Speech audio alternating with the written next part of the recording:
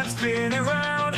Vino, Dave, and Robin Town. Mix it up, never down. Glasses clinking, all night sound. Shake it up, let's get loud. Sipping spirits in this crowd. Laughing jokes, no one's count. Livestream's got us real proud. Drinking buddies, feeling fine. Cocktails flowing every time. Mix and stir and twist that line. Having fun ain't a crime. Oh, having fun ain't a crime.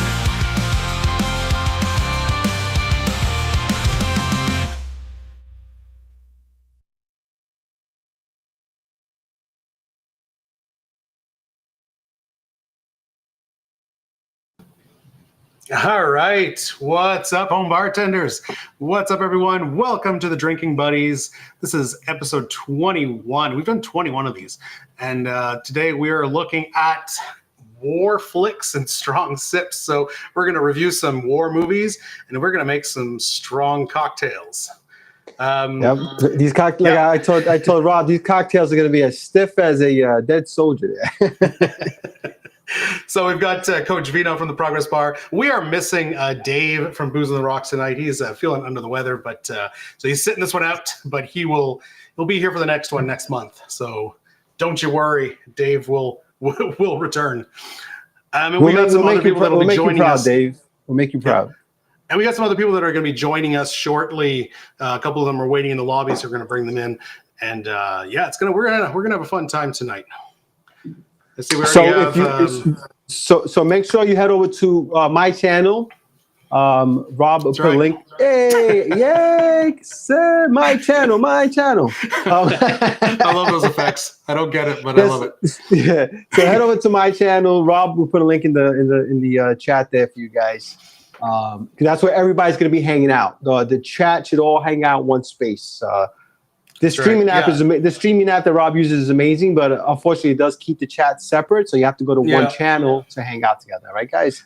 Yeah, so I can overlay the chat, and you can see. I can overlay the chat. We can see everyone, but if you're looking on your phone and you're just on one channel and everyone's on the other channel, you're not going to be able to chat with everyone. Yeah. So who we got? We got Tim, my man Tim. We got my man Sean. Sean. All right, we got Better Bourbon. All right. Terrific Bourbon's here. All right, of course, my buddy Matt, Iceman Can't Cook. Love it. Right. Love it. All right. We also have. I'm gonna bring in our first co-host here. We've got it's Eric. Eric's here. Yeah. We got Mike from Mike's Hard Reviews. So everyone say hi to Mike. All right. Welcome, Mike. Hello. So we'll put a link to Mike's Hard Reviews in the chat also at some point, so you guys can go ahead and subscribe to. Mike, how long you been doing the YouTube thing? You're relatively new, huh? So with the consistency, yes. I think I got it pulled up right here. I started like around the time I took my first bartending gig, like sort of going on 4 years ago now. So all right. Late 21. Nice. Were you looking at your resume there, reading it from your? I was scrolling to the bottom of my videos tab. But you don't make enough content when you can open your phone and in a second scroll to the bottom of your video. Yeah, definitely gotta bump the content there. Oh yeah, but that's fine. Awesome, I mean, hey, this is you gotta love doing this. If you're gonna put in the time, right? You sure do, brother. You sure do. Not many of us survived. There's a lot of channels that have not, So we started during the pandemic, as most of you probably know. And I got to tell you, I think from we call it the class of pandemic. Yeah. Me and Rob are one of the few channels left of that time, man. Yeah, Dave actually predates pandemic. I think he started like 2018, 2019. Dave predates but there was a bunch of people that started channels during the pandemic. A lot of them were just out of work bartenders because everything was closed. Mm-hmm. And then since then, some of them became Anders Ericsson. Mm-hmm. And then some of them, a lot of them just they went back to work. So yeah, and then the other ones just were me and Rob. Yeah, exactly. Yeah. I remember Anders like that first year. Anders was only like maybe 100 subs ahead of me, and I kept thinking, I'm going to catch up to him. And boy, was I wrong. It's funny because I used to do these pub crawl interviews where I interviewed the bartenders on YouTube and just kind of talked about their bartending stuff, whatever. And when I interviewed Anders, he had like 60,000, and now he's at. You did get him like while he was starting to rise. I got him not at the bell curve. He was still kind of there, but he's at almost 600,000 now. You know what I'm saying? So that's like what's that times 10,000 or whatever the hell it is. That's amazing. Yeah, he deserves. The guy's a really good dude. He's super talented. Oh, and his nice his wife is an amazing photographer too. So it's true, The March was around the time where everything went into lockdown. So that's right. Now Tim's been around. Tim is unique, right? So Tim was one of our. That's right. We will get there. We will catch up to Anders. so Tim's story is unique because he was a sub, just a sub, and he was the best sub. Then he started a channel. But Tim, do you predate pandemic as a sub, or did you join during the pandemic? Did you start following people during the pandemic? That's interesting. I don't know, because when I joined, Tim was like there already. You know what I'm saying? Yeah. He was just and it's interesting. He started his channel in order to join one of our challenges. So in December, these challenges. That's right. December of 2020, we issued the Christmas Martini Challenge. All the cocktail channels making a Christmas martini, and we issued the challenge to the people that had YouTube channels, but we also said, hey, anyone out there on Instagram or whatever, just post a photo. And sure enough, Tim frickin' goes and makes a video, and then he hasn't stopped. He hasn't stopped since. Nope. I mean, what's good about with Tim is like he was such a popular subscriber that he had like a built-in audience pretty quickly, right? He didn't have to really work too hard to get his first like 100 or so. He was like right off the bat, people knew who Tim was. That's true. If you're someone starting a YouTube channel that doesn't know anyone from Adam, it's hard to climb unless you're honest. It's those. Well, I mean, those for anyone, right? I'd say those first 100 subs are the hardest, and it's always those landmarks, right? So that first 100 is rough. That first 1,000 is rough. Oof. And then after that, it's the road to monetization. Yeah. That's tough. Well, speaking of, I just made 4,000 today actually, so that's pretty dope. Nice, good job. Nice. Make the sparks again. That's it. How did I do it? Yay! I don't know how I did it, man. Is it thumbs? Let me see. Remember, this was in my old iPad did this, and this I haven't used an iPad for a while, so this is the first time I'm using it. I don't know what made it go like that. Oh well. Yeah. Jazz hands. So listen, guys. So today, like SNES dude, who's this? Said, hey, thanks for joining. Hey, what's up, SNES? Oh, Super NES, nice. Super NES. Dude, that's my favorite video game machine of all time. I like this guy already. All right, Brazilian Rob is in the house. What's up, bro? What's up, bro? So, guys, today we're going to be ranking all-time war movies, okay? And we're going to be making some stiff cocktails. So, why don't we get started, Rob, with our first drink? In the chat, let us know, what is your favorite war movie of all time?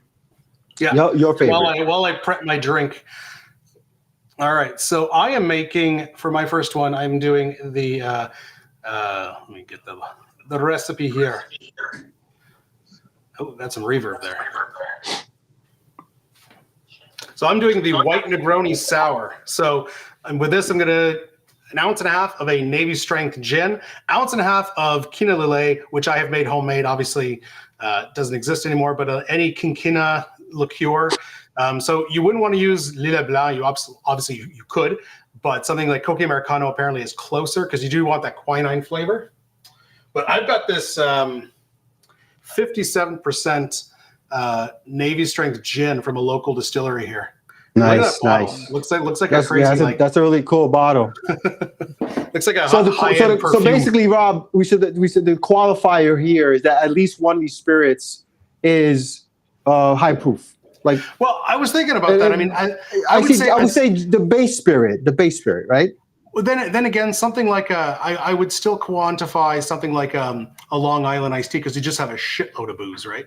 So All right, that I mean that might be like one of the caveats is something like that. But in general, so either high proof spirit or just lots of booze.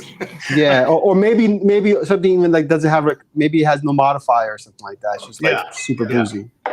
Yeah. Well, mine are both OP rums. So I'm so good. same with mine. So yeah, so basically here, so we've got the Kina is it's what's providing the bitterness because this is a Negroni, and that's why another reason you wouldn't want to use Lillet Blanc here because Lillet Blanc is not bitter hardly. So yeah, it's not at all. I love Lillet Blanc. You guys probably know that. I have a bunch of videos about it, but it's not bitter. No, it's not. And that's really. It's interesting. I wonder what brought them to discontinue Kina Lillet instead of just having both products. It's weird why they changed that formula that way. Well, and why not just have both products? Because they are quite different. So I don't see why you couldn't have both. All right, so let me look in the chat. I asked everybody about. Thank you guys first of all for the congrats on the. Yeah, 4,000. That's a milestone. On the 4,000, that's pretty sweet. Let's see. So, what do we got for best film? Favorite war films? Hey, Rob, do we do comedies for this list, or is it just I don't know? I can't remember. We did rom-coms, but we haven't done comedies. No, for the war films, are they Is it all? No, I think the funniest one we have on the list will be Inglourious Bastards, but we didn't go full on. Like we didn't put Hogan's Heroes and nothing like that. Well, yeah, we didn't put Thunder. No. Okay. Yeah. Okay. But we do have like I said, we do have Inglourious Bastards, which is all right. So Tim, really a comedy, but it's comedic. Yeah, it's like a dark comedy. So Tim has 300, which is definitely a war movie. It's freaking awesome. We went Sean says this is more modern combat, but yes, technically. Yeah. I don't know if Tim was trying to be silly or if he was serious. We'll see. Actually, Tim is a veteran. If I'm not mistaken, Tim is a veteran. So we love that about him. Tim. Yeah. Let's see. Tim, correct me if I'm wrong, my friend. Hold on 1 second. Watch me not drop the yolk in here. I have done that in a live before. Although I was already to be fair, I was already a few drinks in. All right, so Sean says Black Hawk Down, which is freaking awesome. Yeah, it's a good movie. Is Black Hawk Down the one with Josh Hartnett, isn't it? Josh Hartnett, right? Yeah, that's a banger, man. All right, so who's this? Iceman says Full Metal Jacket. That's great. Or Platoon. I was rewatching some scenes of that just the other day on YouTube. Yeah. Great film. Platoon is a banger. Tropic Thunder, I'm probably not going to count down for tonight, but it's super good. All right, Eric Sloop says Kelly's Heroes, which is a comedy. Let's see, what else we got? Being a veteran is hard for me. Yeah, see, Tim says being a veteran is hard for me to watch war movies. Yeah, I feel that, man. Again, Tim, we appreciate your service, brother. Mm-hmm. Let's see, could be did you just buy? This is good. So better bourbon says Dunkirk, which is really good. Oof, that was super good. All right, the Rusty Bartender is on. What's up, brother? Nice to see you on the live. Whew. Yeah, that was a hard one. I've stopped doing double shakes on egg white cocktails. I just shake the shit out of it. What's the crack, Rusty? All right, 4,000 people is a small town. That's great. Success in 4K. All right. I'm serious. John Wayne, Green Berets. Drop a yolk. What kind of is that? Ha. You know what's a good one that I enjoyed that people don't talk about enough? Good Morning Vietnam with Tom Cruise. That was a really good one. It was more of a super psychological. Yeah, I was gonna say that isn't Robin Williams. Yeah. Was that? You said Tom Cruise. Robin Williams was. No, then yes, that's a banger. But what's the one with Tom Cruise that he's paralyzed? Oh, I don't know. I can't think of that. In the chat, what's the movie with Tom Cruise where he's paralyzed in the film? He's a veteran. I can't, it's not. What the? It's not Good Morning Vietnam. It's what the hell is it? But that's a great movie. Yeah. Somebody in the chat's gonna know what I'm talking about. Come on, guys, figure it out. Yeah, it was really good. It's more about his, like, obviously a lot of Vietnam vets came back a little screwed up and stuff, and he's trying to adjust. It's like a really wild movie. Also, for our list, we did try to focus mainly on films that were really about the combat, not so much like the effects of war. So we actually did drop Schindler's List from our list because it's more about the kind of the effects of war, not the combat part. These are more combat films. And Born on the 4th of July. Thank you, Rusty, and thank you, Matt. Born on the 4th of July. That's a great movie, man. I think I have seen that, but it's probably you've got to see it. You've got to see it. It's really good. It's just it's wild. It's one of those movies that I don't think Tom Cruise gets enough credit for. All right. Look at that bad boy. Nice head of foam on there. Nice. I like it a lot. Give the official taste.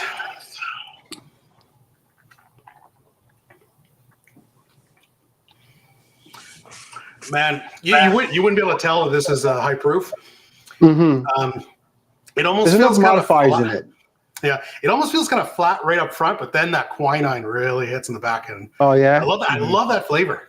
There's something about it, just fantastic. Yeah, you've been super into your quinoa. Look how clear it's gotten. It's really kind of clarified. Yeah, I saw you refiltered it, right?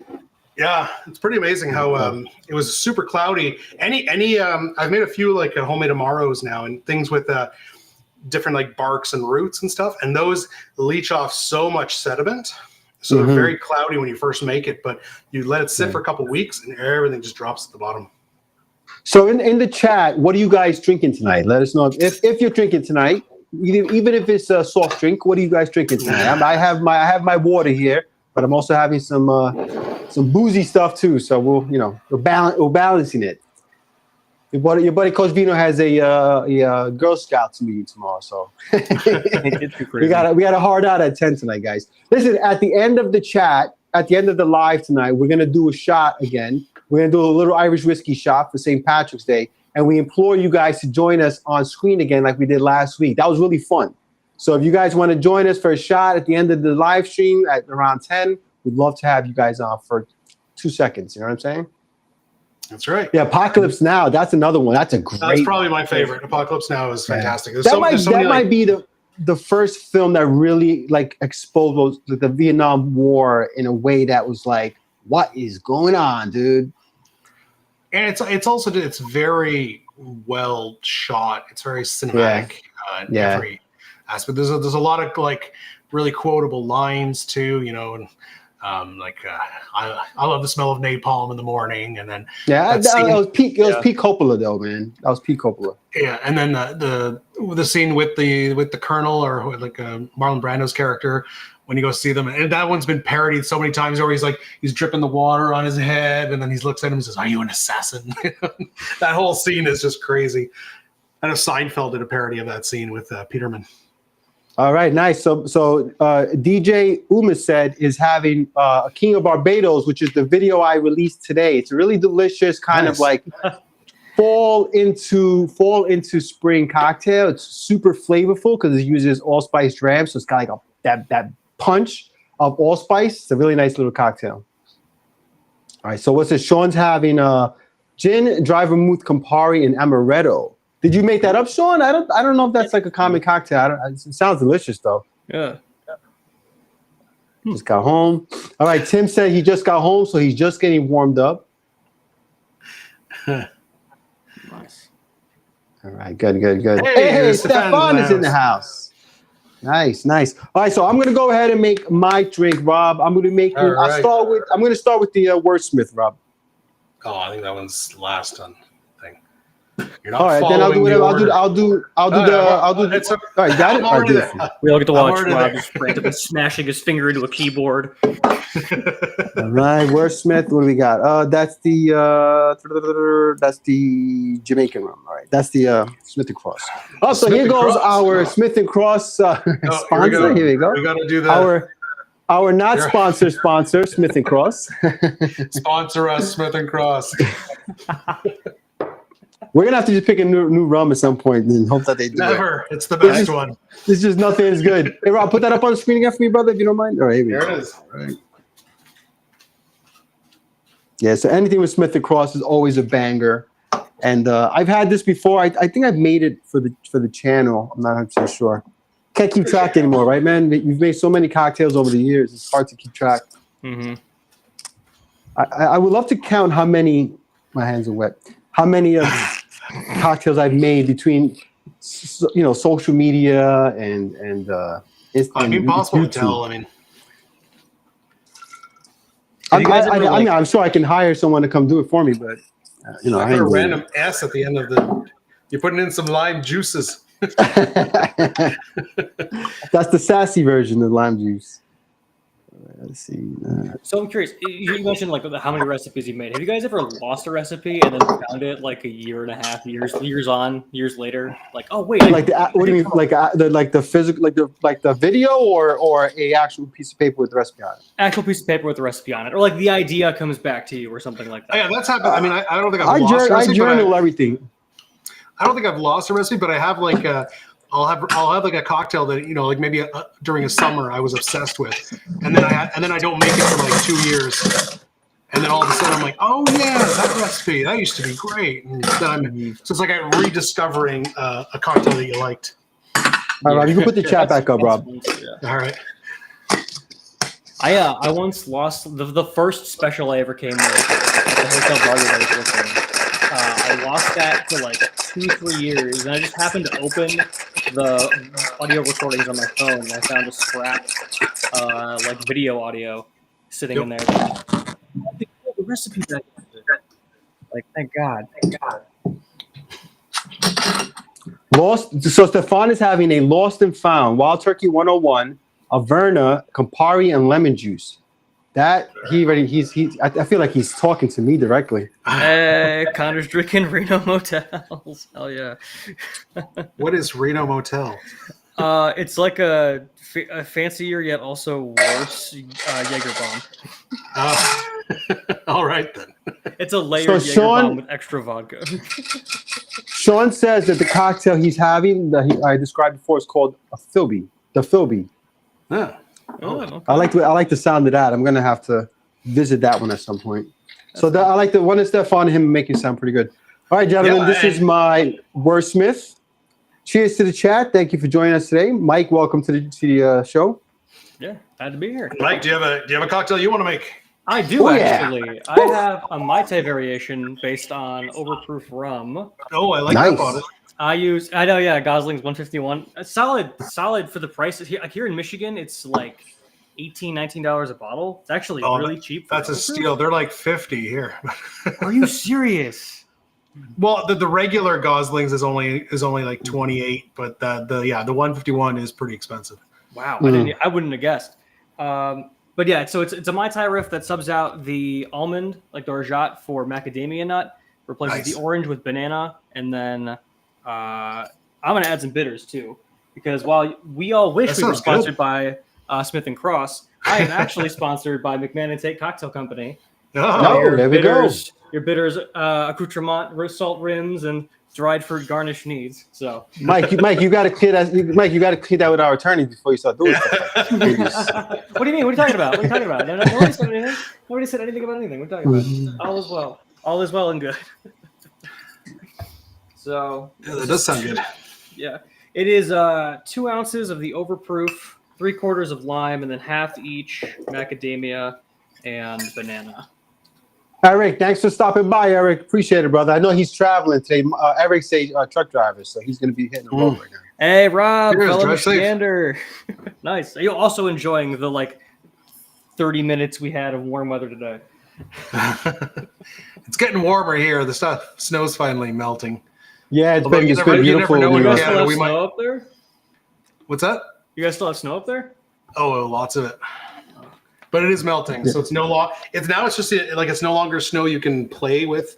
Like the kids just show up super wet every day because it's just like it's like slush basically. But it's like Yeah, mountains we of slush. had a real winter in New York this year. I can tell you that. We had snow, cold weather, and it looks like we're gonna have a real spring because it's been pretty nice the last few days. Nice. Yeah, it's been good. It's been melting. That's why fast. I made the cocktail I made. This is like it's kind of like in between weather, so the cocktail's perfect for that. Fair. Good call, honestly. Yeah. We had a Cool. decent winter, but only after all the holidays passed. You never get a white Christmas in Michigan anymore for whatever reason. Bacon bitters. What? That sounds Wait, awesome. what?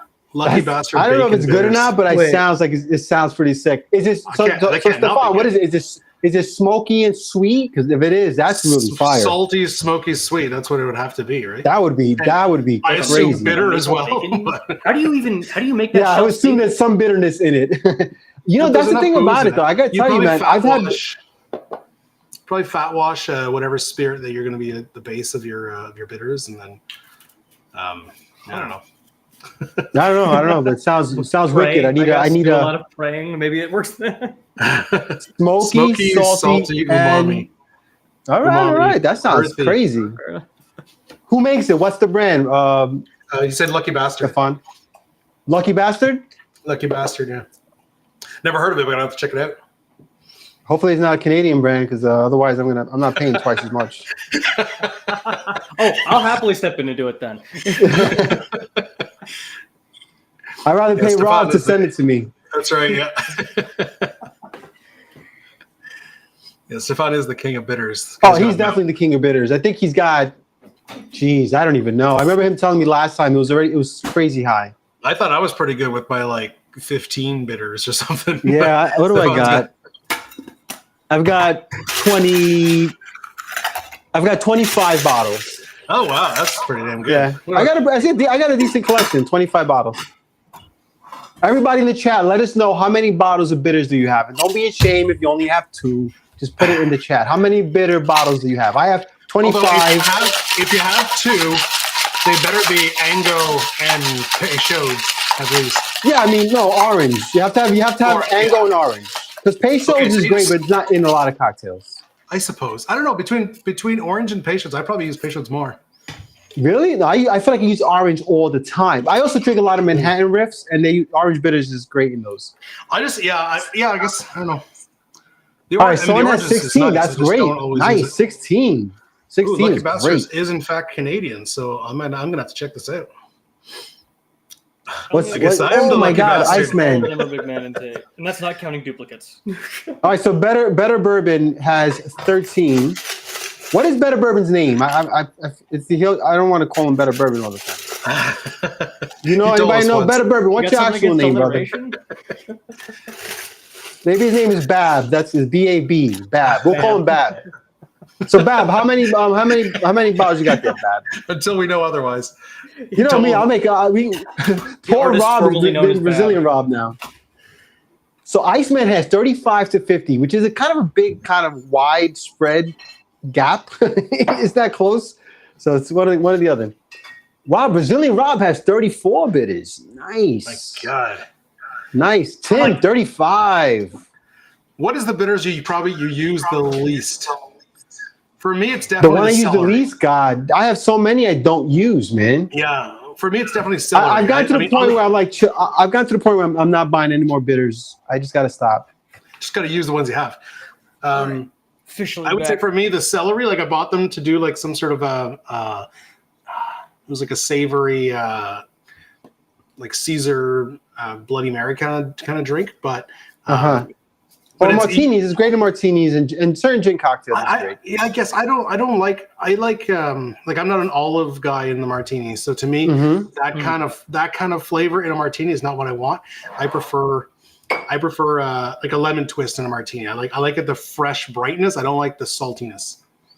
All right. So first of all, welcome to the show, Al Ho. Always a great guy. Been around for a long time. He has 5, and he has the most. He has honestly 5, probably the most important ones you need. Those are.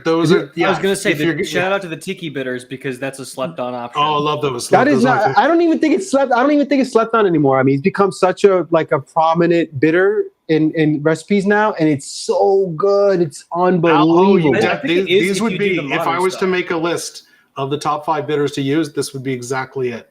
I think Ango, Alho has the top orange. 5. The order I would put is Ango, Peychaud's, orange, tiki, chocolate. Yeah, That I don't know would if I have that an would be order, my- but I would pick those 5. That would be my order of importance. But yeah. All right, so hold on. Before we keep chatting, let Mike tell us about what we got going on there. What's it taste like, brother? So imagine like a banana candy, but it'll get you fucked up. No, it's great. It's like an edible, boozy edible. Yeah, Boozy edible.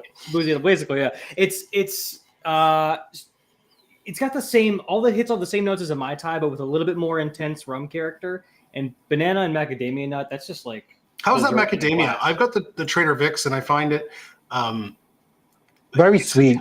very sweet and slightly like smoky, almost like Yeah. Yeah, it's got like a smoky nuttiness. But that's not surprising, though. That's not surprising. For some reason, I'm not surprised that it has that smoky. I just notes. haven't found too many uses for it, but I'm curious to actually try that one. It's not in a lot of recipes. You got to improv a lot. No, you do. So the first time but I started I made using a it, few, one. and I didn't like them as much.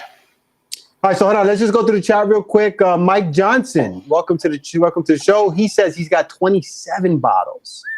Iceman says that his apple blossom bitters are the least used. That's one I don't know that I would ever have bought. That's a tough one. I'm assuming he bought it for a recipe or Sparkle told him to the do way it. it is. Like when you have weird bitters, they were either part of a set or you bought them for one specific recipe. So Brazilian Rob says banana bergamot. Like what? That is What weird. a weird bitter. Who makes banana bergamot bitters? Oh man! Who All right, comes so up with some of these combos? Sean says lemon bitters is his least used, and so far. And so I bought that. Okay. I bought lemon bitters to make the Taylor Swift cocktail that everybody went crazy for, and it sat there. But I've actually been like throwing it into stuff. It's good. It's nice. It's a nice bitters to have. Which one My did you buy? Who made favorite yours? combo, my favorite bitter combo, especially during the holidays, is maple walnut with cardamom. You get, and it just gives like that's it. an Cardamom amazing- bitters are Cardamom dope. bitters Cardamom is the bitters dope. best. They're amazing. So, But with the so maple Tim walnut, says, it's so good. Tim says celery bitters and tequila is good. I've Ooh, never that had does it. sound good. Not the biggest tequila fan, so I mean, tequila but I'll works with try salt, it. so I could see it. Yeah, it makes sense. Yeah. What do we got? So Tim says Hellfire is his least used. Oh, that's like a vintage bottle. They don't make that anymore. Wow, Bab says he doesn't use mole bitters a lot. I feel like I use that a lot. I really like the mole. I don't use I them love as mole often, but bitters. I love them. They're really good. All right, so Matt says he has 47 bottles. He's confirmed that. Hot dog. That's a lot. Good. All right, so Tom Maloney, my man, Tom Maloney's in the house. Welcome to the show, brothers. He says just walked off of work. Cheers, guys. Poured himself some Savannah Savannah Long 57. Nice, very nice. All right, folks. So let us get into our contest, our rankings, or whatever you want to call it. Real quick, Stage wanna shout out one Rob of again. our military Rum old films. fashioned with cardamom bitters. Oof. Yes. Sorry, I just saw that and I was like, that's exciting. So listen, guys, the way this is going to work is we got two different rankings, you know, the American League and the National League if you're a baseball guy. So Wait a second. How does this work? we're going to ask you guys to participate in voting. And of course, the three of us here on the panel will also participate. All right, guys?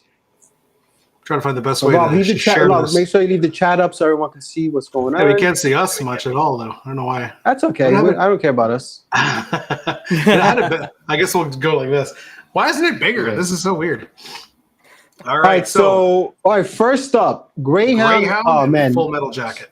a Full Metal Jacket. It's not even close. 100%. Yeah. That's not even close. Well, yeah, that's Full Metal Jacket. Is anyone going for Tom Hanks? I love Tom Hanks, but not in this. I mean, his other film might be the one, not this one. Yeah, his other one might be the one. That's true. All right, I think we're just gonna give it to. Sorry, I'm just organizing my. Yeah, we're gonna too beat many that windows one. here. All right, Full Metal. Yep. Yeah, Full Metal. Oh, I like both of Oh these. yeah, Apocalypse Now. Longest Apocalypse Day is a Now. really good movie, but it is Apocalypse. I was gonna Apocalypse say Now. that is a good movie though. Longest Day is really good, but it's not Apocalypse Now. No, Yeah, it's not. that's fair to say. It's two kings and one king has a bigger kingdom. Yeah. Easy choice.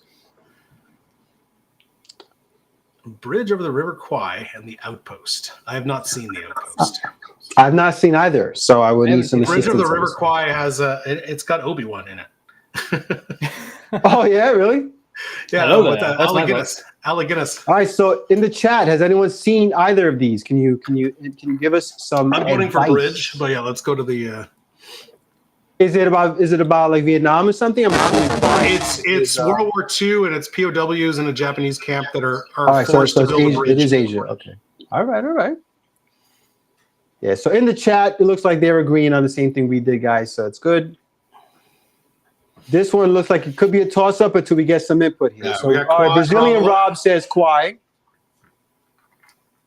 That might be the only vote we need or get. Wait, if you All guys right, so Mike Johnson also says we got River 3 Kwai. for Kwai. That's quite a few for River All Kwai. right. Quiet is, I guess. All right. Works for me. All right, Bridge over the River Kwai. On the All river. right, let's go for it. Let's get that one going. Enemy at the Gates, 1917. Oh, these are both good. Oh man, Oh, Enemy of the Gates is really freaking. Yeah, I'm 1917. gonna go with is the like- 1917. Yeah, me too. It's an I art really enjoyed film that and a war film. It's great. Mm-hmm. Yeah. I'm gonna go with both Enemy good, of the though. Gates. I do like Enemy I'm at the gonna Gates. go in. All right, so we'll go with the audience. See what the audience says. Let's see what the audience has to say. 17. Very. I would. This can go either way. Yeah. All right, guys. What do you think? So what's the panel got? I think Mike went 917. Bob, what did you go? 1917. Yeah. 1917 for me. All Then we right, got so it's 2-1. All right, looks like it might be 917. I'm not mad at that at all. Oh, we got 1 for Enemy at the Gates. We have 3 for 1917. I mean, this might have been Jude Law's best film. It was very good. It was very good, but nope. Yeah, we got another one for Enemy at the Gate. Another one, yeah. Though I will say I am a sucker for what was it? Artificial Intelligence. That movie's Jude Law. awful. Oh, I'm such a sucker for that film, man. I can't stand that movie. It is so nonsensical. Which one's it, that? it wastes Alan Cummings. Oh, Broadway great. actor just wasted. I don't think I've Alan seen Cummings. I thought it was good. It was like a modern day ET almost. Okay, it's fair to say. I guess if you like ET, you would like AI as a movie. Yeah, and ET is one of my favorites. I remember I Is that the grew one up. with the kid from ET is my The Sixth childhood Sense? movie. Oh, okay, Was that? that tracks? Is that the one with the kid from The Sixth Sense? Yeah. Yes. Okay. I don't Haley think I've Joel seen Osment. that actually. Yeah, I don't think I've seen This is playing out a little close, guys. Rob, you can It is. We got that good a movie. that. I think 1917 probably wins because of the panel, and it does have one extra vote. It is exactly tied right now, according to Iceman. I think he's lying though. He might be, which is great. Do we have to quickly build a wheel and spin a wheel or flip a coin now? Is that how this works? All right, Rob, let's go with 1917, brother. We don't want to prolong it. I think it's good. Yeah. All right, 1917. That's a good pick. Good pick. Yeah. Jarhead or Inglorious Bastards? Oh, Inglorious Bastards. Yeah, Inglourious Inglourious That Bastards includes is awesome. scalping Nazis gets my pick. And this is I've different seen for Jarhead. I don't remember being that interested in it, but I don't know. Jarhead was good. It's a compelling movie, but it's one Yeah. of those like mid 2000s war films that you're like somebody in the government paid them to make this movie. Yeah. All right, we're just gonna go Inglorious. Yeah, we're gonna Wait. go Inglorious. I'd be shocked if that one doesn't win. Yeah. Black Hawk Down or Tora Oh, Tora? Tora? I just mentioned it. I love Black Hawk Down. That's a freaking great movie. I don't think I've seen Tora Tora, so I'm gonna have to go Black Hawk Down as well. Same, actually, yeah. So Tora was apparently it is about Pearl Harbor, That's what it looks But I- like. Yeah, but I don't know anything It about looks it. vintage. Is it vintage? It looks vintage. It's an older movie, Is that the one All that's right. from the Japanese perspective, or possibly. because I've heard about that movie if it is, and apparently It's not the Michael Bay one. with all the We did not- explosions. We did not include that one, Pearl Harbor, because it's technically You not a didn't war include movie. it?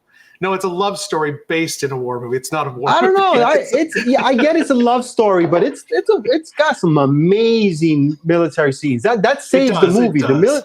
The fight scenes are incredible, man. That's true, but if we Oh, give Savory that Smith is movie here. the How's it leeway, going, we buddy? have to give Tropic Thunder the leeway, right? Because it's the same. Yeah. There's a lot of good fighting in Tropic Thunder, and it's just That's also true. funny. Yeah. Yeah. But there's also Robert Downey Jr. in it, so that qualifies it.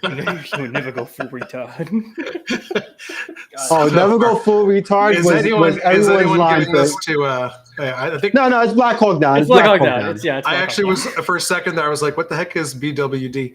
That was people voting for Black Hawk Down. It's VH, Oh, wait, wouldn't that be BHD? Down. someone Yeah, it got- would be someone- VHD. All right, Midway. I haven't seen either of these. Midway or Lone Survivor. So, Oh, Lone Survivor's great. I've seen that one. I never saw Midway. I think I've seen Who's in that? That's Looks like a big That's- cast. is I that could Mark give it to Wahlberg on the either. poster? That does not look like Mark Wahlberg. Where? Well, on the Lone Survivor poster, it says Mark Oh, Wahlberg. I'm sorry. I'm looking at the Midway cast. The Midway cast it's a lot of big names in that one. Yeah, a lot of big name. No, but on the Lone Survivor, it says Mark Wahlberg. Oh yeah, that's him. That's him. It's a good movie. That It's a doesn't really good look movie. like him. Yeah. Holy crap! That does not look like. It's Mark another one of those Wahlberg at all. war films, where he's by himself. He has to get to the enemy lines and all that Yeah. shit. But it's like good popcorn movie. Fair. Hey, Gnome's here. Gnome, you joined Hey, us. Gnome, what's up, brother? What's up, dude? If you want to join us, Gnome, the link is in Discord. Come have yourself a drink and a debate. So far, we haven't had much of a debate, with the exception of 1917. Yeah, that was the only one we deliberated on for. Okay, Surprisingly. so I guess we're going Midway. So what is Midway? What is it about? I have Wait, so no idea. is Midway winning? Well, we got one vote for Midway. No, I yeah, have to that's cop out 'cause I haven't seen Okay, we got a either few of these. votes for Midways actually. all right. Debate. Wow, I gotta watch that then. I did not see that one. I Which said one? Big Boy because I don't like Mark Wahlberg movies. Why not? You don't like Mark Wahlberg? What's your problem? What do you got? What do you got against Mark Wahlberg? I think he's just a little stereo. I prefer if we're gonna choose a schlocky action star, Matt Damon's my pick. That's my Matt Damon. you pick one, and that's Matt Damon. That he will never live that down. No. It's just the most. So Tim hilarious says the thing Lone ever. Survivor book is better than the movie. I mean, when has a movie ever been better than the book? Maybe Lord of the Rings. There's a few exceptions. I think Lord of the Rings is the exception only because Tolkien doesn't know how to write concisely. If he knew how to write concisely, that would be one of the best fantasy books ever. He goes off on tangents and like. Mhm. Describes But- every but blade of on the grass. flip side, the Hobbit book is better than the movies. So I mean, 100%. That's true. Yeah. there is that exception too. Well, but that's also because Peter Jackson. There was so much kerfuffle, and it would have been so much better had we gotten the Guillermo del Toro's version of The Hobbit. I also think the source I forgot material that he wasn't was in the worthy of a to do that movie. initially. He was. Oh yeah, and his it would have been a lot more practical effects. As you know, he loves his creature designs. Yeah. If you look like Pan's Labyrinth.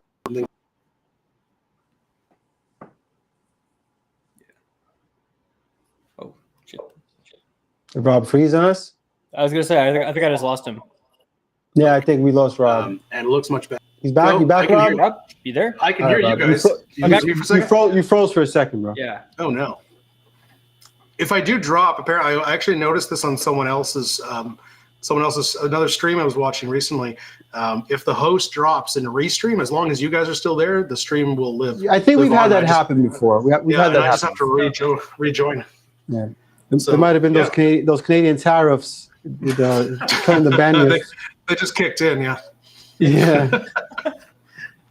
All right. All right, we so go Rob, Midway. I think Midway won this one, so we I could think probably it did, move yeah. on. Yeah, let's just call it. Yeah. 13 hours are all quiet on the Western Front. All quiet, 100%. All quiet. Wait, hold on. I haven't is seen that- 13 hours. Is it that one or is this the original version or the remake? No, This no, is this the is not. Netflix, That's why this is the 2022 This is the Netflix version. Apparently it's good. Oh, I haven't seen it. okay. Apparently it's I good. mean, the source material is amazing, so I have to imagine it's still pretty dope. That's fair. It probably gets the job done. So Has anyone seen 13 hours? I have trouble seeing John Krasinski in anything other than The Office. Me too. He's just Jim to me. It's hard to see him in other roles. No, he was great in that I haven't seen it, I heard it was good. Netflix series where you can't make sounds or something. I think it Yeah, is. Quiet Place. Yeah, I thought he was good. Yeah, it was really good. I still just see Jim. You see the clueless smirk. Yeah, exactly. I keep thinking like the reason they're all staying quiet is it's a big prank on Dwight. Iceman wants to do an executive order to shut down the stream.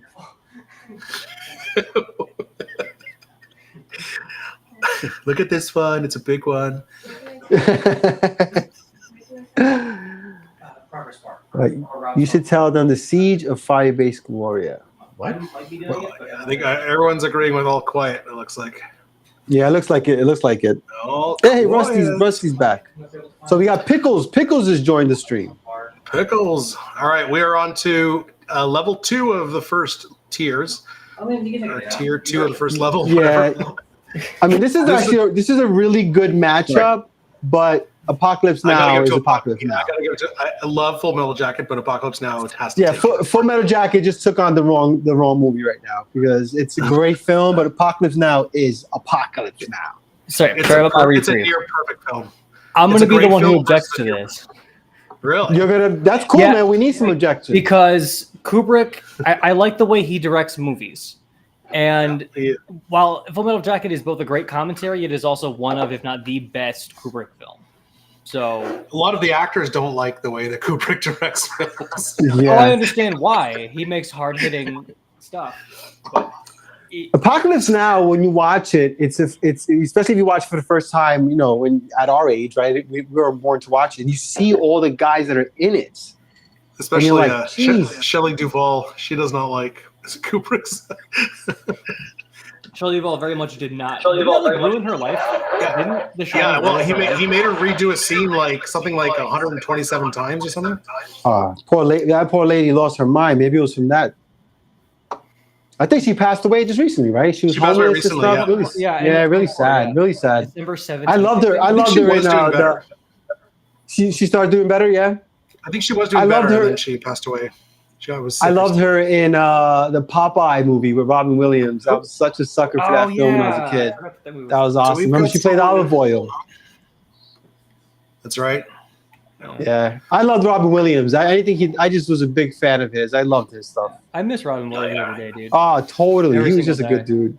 He was a good person, a phenomenal Yep. actor, and he stood by what Yep. he believed in. Like it's Yeah, he sure did. Anyway, was a- Apocalypse Now. was I a just post on watched. that I on just Facebook watched. recently. I just watched recently for the first time in years. Like I was like, God, I forgot how great this movie was. With De Niro and him. The dark one. The dark No, one. it's the one where De Niro has a neurological disease, and Robin Williams does this procedure to bring him back to normal, but the procedure doesn't last. And it's based on a true story.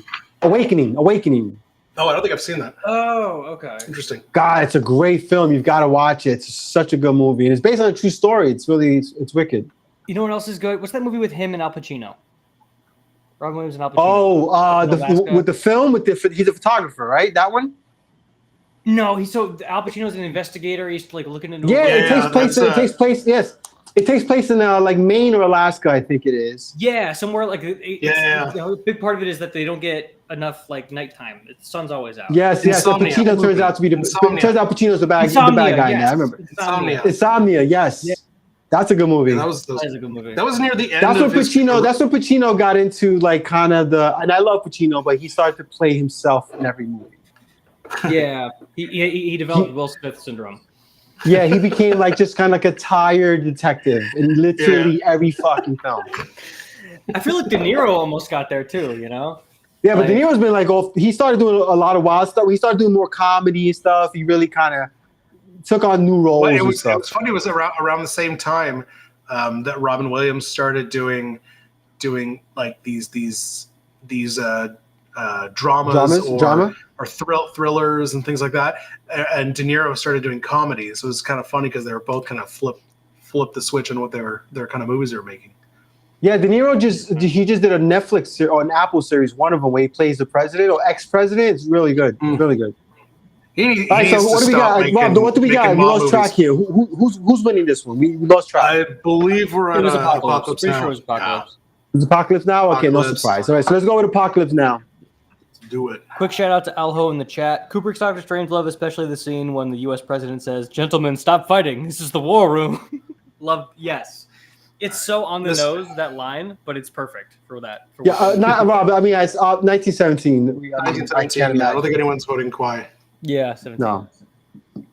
All right. Ooh, I'm gonna give it to Inglourious Bastards. As well. I'm gonna go Black Hawk Down. I really Yeah. like Black Hawk Down.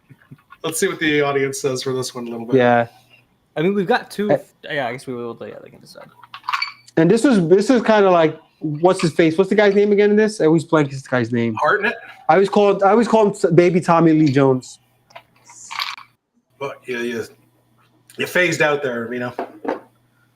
Baby. Oh, I said the Looks guy. good. The Did he guy. crap I'm out? blanking on the guy in the Black Hawk Down. I always call him Baby Tommy Lee Jones. Hartnett. Josh Hartnett. Hartnett, Josh Hartnett. Yeah. Baby This Tommy was kind of Lee like his. Jones. This is when he was. This is when he was Let's peaking. forget. What? Everybody's picking Black Hawk Down? Is there? Yes, is we there got. a surprising amount of Stefan dissonance? goes Look, with Black Hawk Bastards. Down We is got two for awesome, Bastards. man. We Black got Hawk- three for Black Hawk Down and 2 for Bastards. So I think Black Hawk Down is I awesome. don't know. I think we're tied with it. I If you add it to our as a. Huh. I don't deny that Black Hawk Down's a good movie. I just think Inglourious Bastards is both a good movie and it's a stylish movie. But you know, Yeah, fairness, and I'm I'll gonna- switch my vote to break the tie. If it's a tie, I'll switch my vote. Some people are a little bit like stylish movies. Sometimes people don't want that. It could be distracting. You know, when you're watching a film and you want to, especially something as serious as war, sometimes you just want to be. You don't want to be taken out of it because of the art. Because sometimes it's kind of too fast what? moving and shit. Better Over Bourbon here says hot take Quentin Tarantino is overrated. I kind of agree. No, I agree too. Um, Yeah, I like his movies, but I agree like with that. like What is all right? my so- favorite movies of his. My favorite movies of his are Inglourious Bastards and Django. But a lot of his other ones, like Kill Bill, I do not like at all. I thought it was terrible. What? Really? At all? Did not like Kill Bill. It was the whole stylizing of everything was too much for me. It was kind of boring. You see what I'm saying though? Like, wow. see what I'm Everything is saying? a Like spectacle, sometimes, nothing is a sometimes spectacle. it's too distracting for people, right? I find Yeah. Guy Ritchie's films to be too distracting. Gnome says wrong.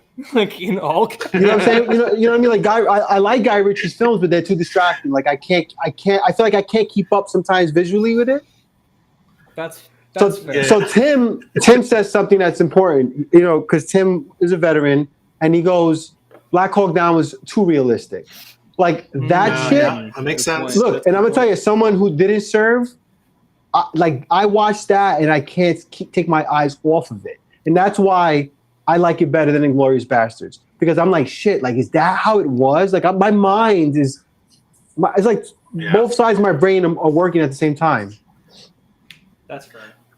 Pulp Fiction's Yeah, I don't know. good. Yeah, I don't know wouldn't about say this it's Quentin amazing. Tarantino thing about being overrated. What makes him overrated? Well, Pulp Fiction's a great example, People- honestly, because as good a movie as that Yeah. is, the artistic decision to move the scenes around in a kind of nonsensical way doesn't add to the film so much as it does make it more complicated without adding any substance. I would say Yeah. his But that's- filmmaking is contrived. Because think about what's that Yeah. movie where they're all in the cabin? Is that what is that? It's set around the same time period as Django. It's got Sam Jackson, dude who plays I don't the know. ghoul in Fallout. What's that movie called? I don't even know what that is. You talking about a Tarantino film? Yeah, or yeah. just There was a another film? roadshow No, release of not- it back in like 2016. Django 2. Whatever. I mean, case in point, a lot of his stuff is just very contrived and long-winded, and I think Pulp Fiction's a good example of that. As enticing as the story is, so saying But he's that's overrated. also, I think that's also where his appeal is too. Like you look at something like Reservoir Dogs, the amount of dialogue in that film it's almost over the top, but it's exactly why you can't stop watching it, because you can't stop listening to the way they interact with each other. It's just like, holy shit, like this is so. And for me, the reason that my two favorite are Inglourious Bastards and Django, to me, has nothing to do necessarily with it being a Tarantino film. It's because of Christoph Waltz's performances. Yeah. They're phenomenal. That's fair. He does, but that's one thing you can He's a say about him, phenomenal actor. about Tarantino. is he gets a lot out of his actors. Like they really get a lot of them have defining roles in those films. Like, dude, that he saved. What's his face? Vino. What's that? What's that? Was that What's me or that, Vino Rob? that like spazzed out? You were talking and you just went like wah wah wah. Vino was doing it earlier. I heard like there was a little bit of static that happened for a second. Well, no, what I'm saying is Let me that check the like, let me Tarantino. check the health of the. It says I have an excellent class. I don't know. Oh. Well, Tarantino saved like John Travolta's career basically. Like like he's done. He did. Like Uma Thurman, like he made her. Oh, like he made her acting career. Like he knows how to get the most out of his actors. Oh, for That's sure. True. So does Kubrick though, and look where it landed That's Shelley true. Duvall. to circle back to that. Yeah, but I think he's toxic. I don't know if Tarantino's quite that toxic. I mean, the feet thing. I think in that movie with I Salma Hayek. I think Which one? Can't remember The vampire movie? Yeah. he does like feet. Yeah. What's that again? What's that again? Him, her, and Clooney, right? That one you talking about? Yeah. Yeah, that one. I think that's the one. I can remember the name of that movie. I don't know why. But yeah, that one. All I remember is how hot she was. That's all I can remember. I don't remember much else. Yeah. It's a little Yeah, distracting. it's just like, oh wait, there was a movie. What? Yeah. So Rob, I think Black Hawk Down got this one. Yeah, let's move on. All right, we're gonna Ben, play Rusty broke Black Hawk it is. the tie. By the way, quick shout out. All quiet or Scotty, midway. give us all a cheers in the chat. Cheers to you too, Scotty. Hey, Scotty's in the house, my man. What's up, Scotty? Yeah, Scotty. Got it. And also thank you to Gnome and Better with Bourbon for shouting out that movie is called Hateful Dust Eight. Till Dawn. And yes, it is not a phenomenal movie. So we got one vote midway. I'm gonna give this one to. I haven't seen midway, so I'll give it to All All Quiet. Quiet's my pick as well. Yeah, for sure. All Quiet. Oh, we got a lot of midway though going on in the. Oh, do we? Yeah, we do. Oh, okay. Yeah. Maybe we don't push too hard. This live needs Dave for bandwidth stability. That's what he Is gives. it really bad? I don't know. I don't think it's me because No. I did I drop feel one time. like I'm but alright pretty with a fine. couple Yeah. exceptions. My YouTube is like saying the occasional intermittent. the thing. stream on YouTube is saying excellent All right, connection. man, we'll- So I don't know. Oh, you're gonna have a couple, I guess, once in a while. All right, Sarah Boosie's in the house. Welcome, Sarah. That's my girlfriend. Hey, what do we know? Yep. Hey, babe. Hey. Hey, babe. He's in the other room, actually. Hi, Sarah. Oh. Those views So don't that, count. that would be why Mike was so. That's why Mike was so quiet about the whole Summer Hayek thing. He's like, Summer Hayek's attractive, really? I didn't notice. By the way, Al is in your chat, and I'm very excited because I love Al. Oh, Al's in the chat too? Yes. Oh, I haven't he's seen in him the yet. chat. Wait, is he in my chat In or? your chat. Oh. In your, like, video. Tell Al to switch to Vino's chat, progress bar, because Okay. that's where everybody is. That's where everyone is. Al is also watching you, so they can definitely you can just talk. Fair. Al, switch to Coach Vino's chat. Progress bar. Vino runs the progress bar on YouTube. Is Venus chat the one that says Doug Ford and Trump are playing with the Wi-Fi again. Venus chat the one scroll on the screen? Yes, it is. Yeah. In the live? Yes. Yeah. That's his. Yeah. Yeah. And yours is just going to you. Mine is just going to mine, and I'm not even looking at it right now. Well, I figured that out. Yeah. Because you didn't realize Al was there. And Al No, was like your I didn't see your message either, actually. So I don't know why. I And so haven't is that seen that Al yet. Roth? Is it Al Roth? It is Al Roth. Yeah. Hey, Al Roth, welcome to the show, brother. How come I can't see him? What the hell's going on here? Welcome to the show. All right, are we giving this one to Midway or All Quiet? Uh, It I looks mean, so pretty I equal, was pretty for equal. quiet, but it looks like it's kind of split. yeah, I think we need. It's I think a we need little at least one more vote. How about? I think our official. Tim votes for MASH. No, this is what we're gonna do. Ready? Whenever we need a tiebreaker, we're gonna let Tim do it because he's the only veteran here. All right. There we go. But he's voting How's that for sound? MASH. No, Tim, pick one of these, Tim. Sarah's Which one of these two? We need a tiebreaker, Tim. Sarah just voted in person, so I think that counts too. It's all quiet. Do in-person votes count, Rob? I don't know if we ever had the qualification before. Sure, why not? Are we going for All Quiet? And do we have a clause for family, girlfriends, Forrest and all that Gump. stuff like that? I don't think we can count on Tim because he's giving us bogus answers. He's giving us MASH. maybe- You know, maybe- he's right though. Mash is good. Mash is I think good. Tim's having some PTSD right now. That's why he's not able to give us a straight answer. Ooh. I'm gonna step away All from right. that joke. You can handle that one. All quiet Oh, on the Tim Western. says midway. Tim says midway. Tim said midway. All No, right. Tim said midway. Midway it That gets is. to choose. Midway it is. All All right, right. all right. Apocalypse Next, yeah. now. I think it's Apocalypse, right? Dude, it's gonna be Apocalypse Now versus Private Ryan. I'd be shocked if it wasn't. Oh, it's absolutely yeah. gonna be. Yeah, absolutely. Yeah. But Apocalypse this time, yeah. All right, go ahead, go for it, brother. Leave Tim And the alone. winner is for the No, we got first Black- round. Oh, we got one more. We got one more. Black Hawk Down. Black Hawk Down. This is Black gonna Hawk win. Down, yeah. Black Hawk Down. Let's go. Let's go. Let's go. Here we go. And Apocalypse. And all right, let's let people vote on this one. This one could be Oh. interesting. I already did? clipped it. Sorry. Oh, sorry. Oh, you did? Oh, jeez. Oopsie daisies. My bad. This is why they're adding tariffs to everything because you. All right. So that is level 1. So Apocalypse Now. I'm sorry. It could have been the other one. What was the other one? Black Hawk Down. But Black Hawk Down. It probably wasn't going to be that, but whatever. Oh, look, Scotty picked Black Hawk Down. See, you ruined everything, Rob. Well, no, Gnome's on the side of 17 should have won against someone is Apocalypse. drunk but- at the wheel. So Rusty Yeah. says, let's just call Apocalypse Now the winner. Let's not jump to conclusions, my friend. That's a bit of a big jump. There's a lot of other good war movies. We haven't even Saving talked about, Private Ryan is going to be Midway. a major player in the game right now. Yeah, it's gonna be. That's for sure. All right, so Roberto, it is your turn, my friend. To make another drink. Oh, let's talk Damn about right. a war film. French All right. 75 is a solid option, actually, Al. That's a good choice. All right. I'm doing something called a doubloon or doubloon. I saw whatever. return, gentlemen. All right. So this one here has 1.5 ounces of cream sherry, and then we're doing 1 ounce of an overproof pot still Jamaican rum, and you know we're using Smith and Cross, and 1 ounce of Amaro Montenegro. So we're gonna stir that, and hopefully it's good. That sounds tasty. It does, doesn't it? So for those who are not too familiar with sherries, so the cream sherry, you've got dry sherries and you've got sweet sherries. Cream sherries are kind of a mix. So they're not it's not going to be as sweet as a full-on Pedro Jimenez. So it's typically like this one here is an Oloroso sherry, which is a dry sherry, but then it's sweetened with Pedro Jimenez. So it's a mix of Oloroso and Pedro. So it's kind of in the middle.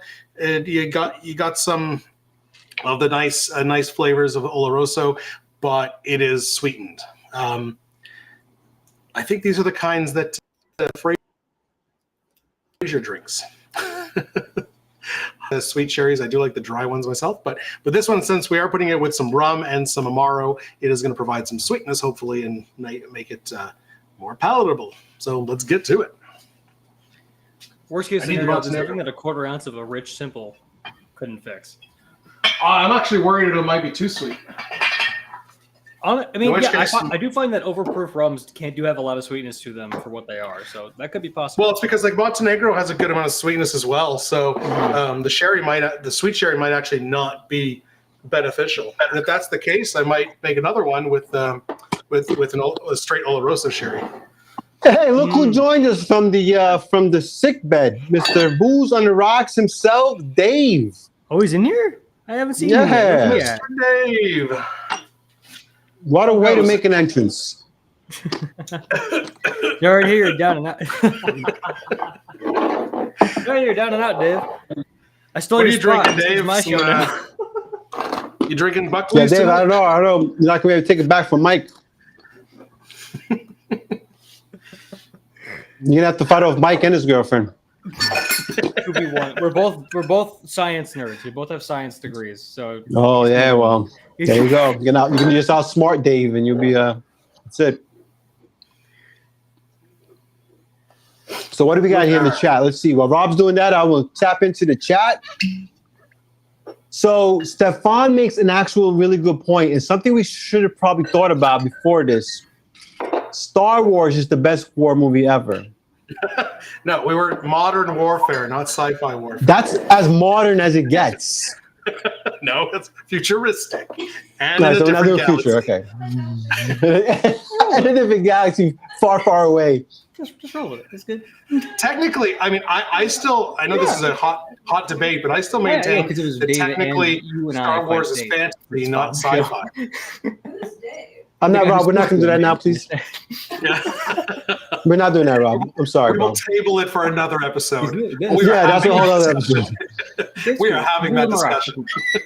So, Mike's pal, Al Roth, says a great cocktail to pair with a war film is French 75.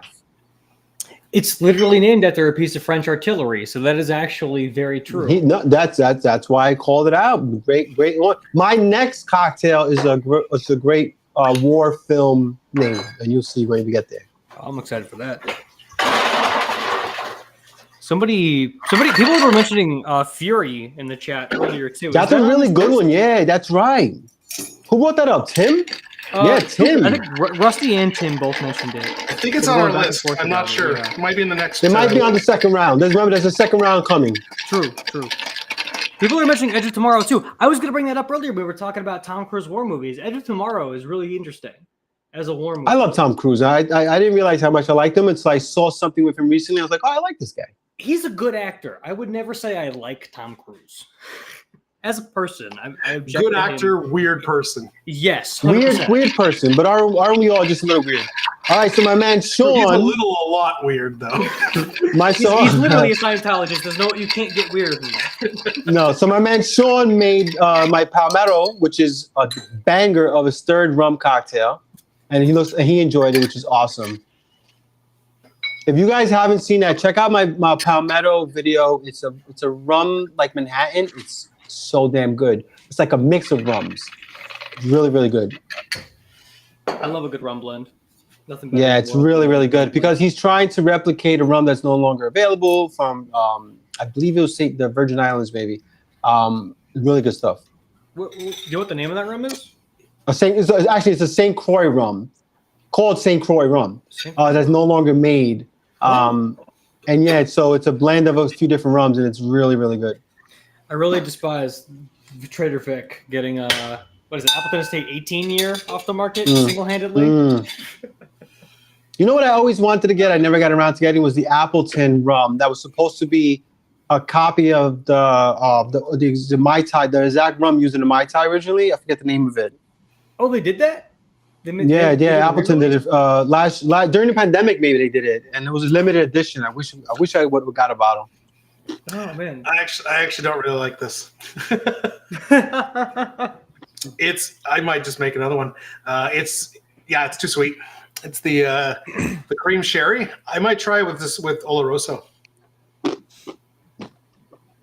know what? Vino, make yours. I'm gonna make another one because no, I'm not. All right. So Stefan says the best. Stefan says the best war movie cocktail is Scotch and soda without the soda. If you were going to shout out Winston Churchill there with a Scotch and soda, I would have been like, oh, okay, yeah. But I'll put your. It was equal parts of 1 ounce of Montenegro, 1 ounce of the Smith & Cross, and then 1.5 ounces of the cream sherry. I like where it's going. It's just because the Montenegro's got some sweetness to it, so it's way too sweet. So I'm gonna swap this for a straight Oloroso sherry, which is a dry sherry. Rob, can I ask you a question, Rob, real quick? Yeah. Is that a stirred drink? Yeah. I wonder if you made that into a shaking cocktail, if it would work. What is that? More dilution? Because you're saying it's too sweet, right? Mm-hmm. So add some lime or lemon or something like that to help bring that down. Yeah, I don't know. I feel like I don't know what you're tasting, so I can't tell. But it could potentially work as. I like the flavor because I got the complexity and like Amaro notes from the Montenegro. There's a nutty raisin from the sherry, and then of course Smith & Cross is in the background. But it's just because of the cream sherry is really sweet. So if Oloroso would give you that nutty raisin flavor, just drier. So I'm actually going to try it again. You want to switch out? What do you want to switch out? The sherry? I'm going to switch the sherry from this cream sherry to an Oloroso. So something drier. Yeah. All right, cool. Rob, put my recipe up there. So, Yeah, Mike, this is what I'm talking about, Mike. My second one. This is about as war themed as you get for a cocktail. Oh, a nuclear. Oh, Jesus Christ. No. It's a scary thought. It's better in a cocktail than it is as a war, but you know what? Absolutely true. I don't know if the tastiness of a nuclear daiquiri outweighs my existential fears for nuclear war. Let us pray, my man. Let us pray. Calm me down. Yeah, so this is a great cocktail. I've had it before. It's definitely a punch you right in the face cocktail, but fun nonetheless. I'll try that. Yeah. I have to open a new sherry. So how many of you guys have had a nuclear daiquiri before? It's a pretty popular drink, at least in name. So I'm assuming some of you guys have had it before. I know we have a lot of That's good. rum drinkers in the house. So how many of you guys have had a nuclear daiquiri? You're using Ray and Nephew, right? You better believe it, brother. Yeah, you got to use a good rum. I mean, it's got overproof, but you got to use a good rum. No, you got to use an unaged OP. Mm-hmm. I have had one, although admittedly I didn't do it with a proper green chartreuse. I was using Genepi at the time, which is not the same, unfortunately. So. It's not. It's still delicious stuff, though. But yeah, you need the green chartreuse. In cocktails, it's close, but you need the green chartreuse for this one. In this particular cocktail, you need it makes a big difference. Mm-hmm. Absolutely. Have you guys tried? This is technically. I'm sorry. The Del Santo, Luxardo. Oh yeah, their version of green chartreuse. Yeah, I've heard about it. Have not had it now because I have green chartreuse right now, so I don't have to worry about it. Fair. Lucky you. Yeah, it's not a big bottle though. I can tell you when it runs out. But I got it's not hard to find here in New York, man. I mean, it is New York, right? So I've got a local sub, and I love it. I mean, it is slightly different, but it works.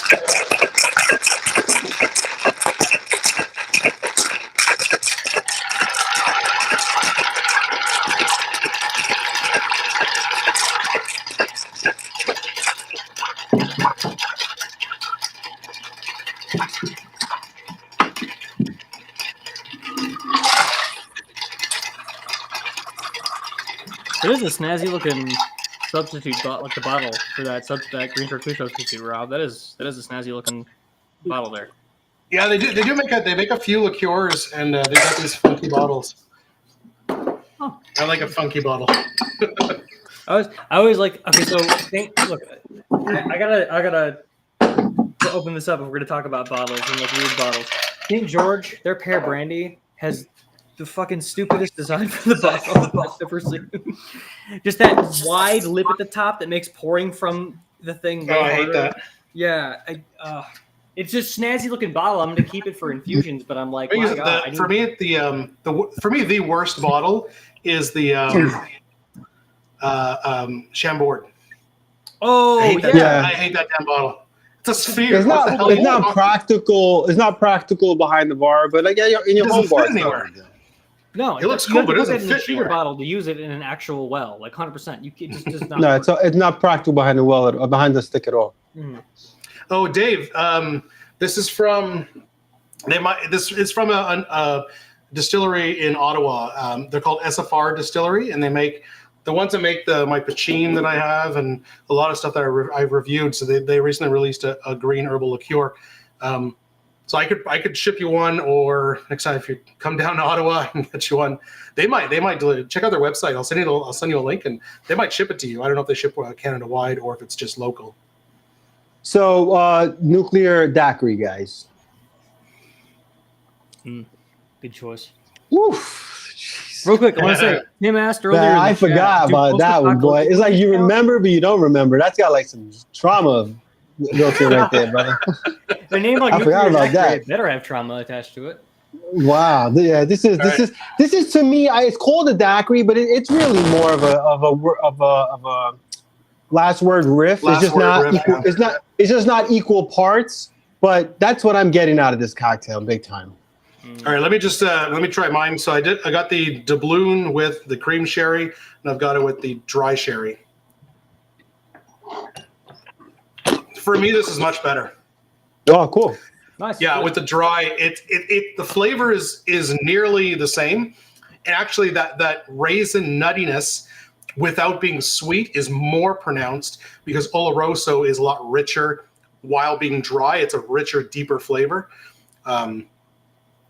So yeah, and you still get like the Montenegro is providing enough sweetness for me, and yeah, this is fantastic. Uh-oh, we lose people Oh, again. Ben Saint Germain saying that it's the weirdest bottle because it's too tall. I agree. All right, so Al Roth. Galliano is another one. Yes. I remember that now. Al Roth had asked me to check out Ferrocina. I do remember that. That's right, Al. So all right. I've not had a chance to pick that bottle up. Definitely keeping that in mind. Rusty says to add a wee bit, because he's Scottish. A wee bit of he's sweet actually vermouth. Northern Irish. But Irish, yeah, same shit, different island. Oh, okay. Bro, I'm American. I love my Irishman. Yeah. So Scotty says the tall bottle, the Galliano. I can only get the 300 ml, and it's already like full size bottle. And apparently they do make a 750 ml bottle, and they're gigantic. Yeah. By the way, speaking of Rusty, the Rusty bartender and Noam's Tavern, and a few other guys here, my buddy Bab, Mike. If you're not following any of these guys, subscribe to them. Make sure you go ahead and do so. They're all great channels, man. Absolutely. Rusty bartender actually is doing a thing where he's making recipes from. He's making the entire recipe book of See the Bartender. Well, it's So- funny, Nice. Vino. Rusty's the one who got me into our chat.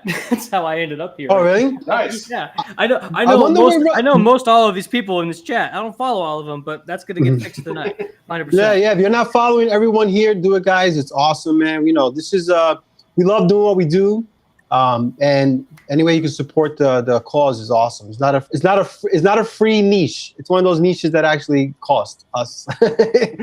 So any way you can give guys some support is always appreciated. Absolutely. This is a fucking expensive niche. It's quite expensive. Yeah. That's why But you it's you get monetized, and then it becomes a business expense. yeah, that's it. That's also why you have to do it for love, dude. You can't do it you can't do it just for the money. That's true. That's why I started out, and then it ended up getting me paid. So. Yeah. There you go. All right, so Rob, round 2. Let's do it. Oh, well, hold up. We're getting started. I gotta make my. Oh yeah. Mike has a drink to make. Forgot about Mike. Dude, I was just talking. What the hell? No, I didn't know you were still on the screen. I was I was gonna make a rusty nail because any stirred all booze out drink is gonna be put some hair on your chest kind of stuff. Rob, wait, Mike, are you Yeah? talking dirty to me, Mike? Because that's my favorite cocktail. Real? Is that your really? favorite one? How do I not know that? That's my Mount Rushmore. You know that it's my Mount Okay. Rushmore. Okay, fair. I get that. Fair. I Yeah, mean, it is a very good drink. It's definitely It's one of those things you get introduced to if you like similar stirred drinks, and you're like, oh, okay, this is the new thing that I'm gonna. What's your ratio? so the Rusty Nail was my industry drink. Like when I was finished, that was my cocktail. Really nice. Yeah. Good choice, honestly. What's Rob, your two ratio? ounces, 2 ounces, half a Drambuie. I do that's 2 the way I ounces like of it too. quarter and then 2 dashes of aromatic. Nice. Oh, you do bitters? I don't do bitters in mine. I usually do bitters it's- as well. It's anachronistic, but I like to add it because the Drambuie is heavy enough that it needs that little bit of extra something to keep it from being too sweet. It's the same. Yeah, and that's why I hate people. Some people make. Yeah, but wait, what's your portion? You do 3/4. 2 3/4, 2 dashes bitters. Oh, all right. See, I only do half an ounce of Yeah. bitters. I mean, half an ounce of Drambuie, so it's not quite as sweet for me. Okay, fair. That's fair. It depends on what. All right, so what there's kind like of- no- what there's like- people do that what drink, scotch do you normally use? What scotch do you reach for? Me? Yeah. I've been drinking Johnny Walker. I've been drinking Johnny Walker since I was God knows how old. For my mixed drinks, I use Isla Mist because it's cheap and it's smoky. Yeah, I'm Johnny Hey, Black. Johnny Black is my thing. Okay, fair. I usually reach for Monkey Shoulder. I bought a bottle of Johnny Walker High Rye though, which I really like neat. So I'm trying it for the first time in this. It's funny. I find a lot of American cocktail creators always really like promote Monkey Shoulder as a good cocktail scotch, but for some reason for me it's stupid expensive. It's like $60 a bottle. Seriously? It's super popular. It's super popular at the bar. Yeah, you guys obviously get it cheaper, which is weird because it's coming from the same damn place. I was But, gonna say it's that's like why I $35 here, which is standard Yeah, for like this- a mid-range bottle. This Isla Mist So- is it's a blended. It's a cheap scotch. This cost me about $30, but it's got in its blend they use some Lafroig, which is why it's Ooh. got some smokiness to it without being expensive. So I use it for all my scotch cocktails. It's my go-to blend. So Stefan says he does 2 ounces to half an ounce, and then 2 dashes of lime. Lime bitters. I Interesting. actually have recently started adding the lemon bitters. Remember I was telling you guys about the lemon bitters. Mm-hmm. So I I've do. got the I lime bitters. have I'll been have to try using. that. Yeah, I have been using the lemon bitters in it. It's really good with the lemon bitters. So I have On TikTok, I've been doing. B Brothers lemon is disgusting in my opinion. No, Tastes I so have musky, like Stefan, I no, assume I have you've got the Dylan's lime. bitter truth. Bitter truth. I don't know if you can see. I've got the These Dylan's are lime. good. that's a better bitters then. Yeah, these are really good. Okay. On TikTok, I've been doing a series where I do cocktails as seen in TV shows and movies. And in the final season of Better Call Saul, when he's in the future, like the black and white scenes, when he's in the future, Yeah. you see him make a cocktail, and it's a rusty nail because he reaches for Dewar's White Label.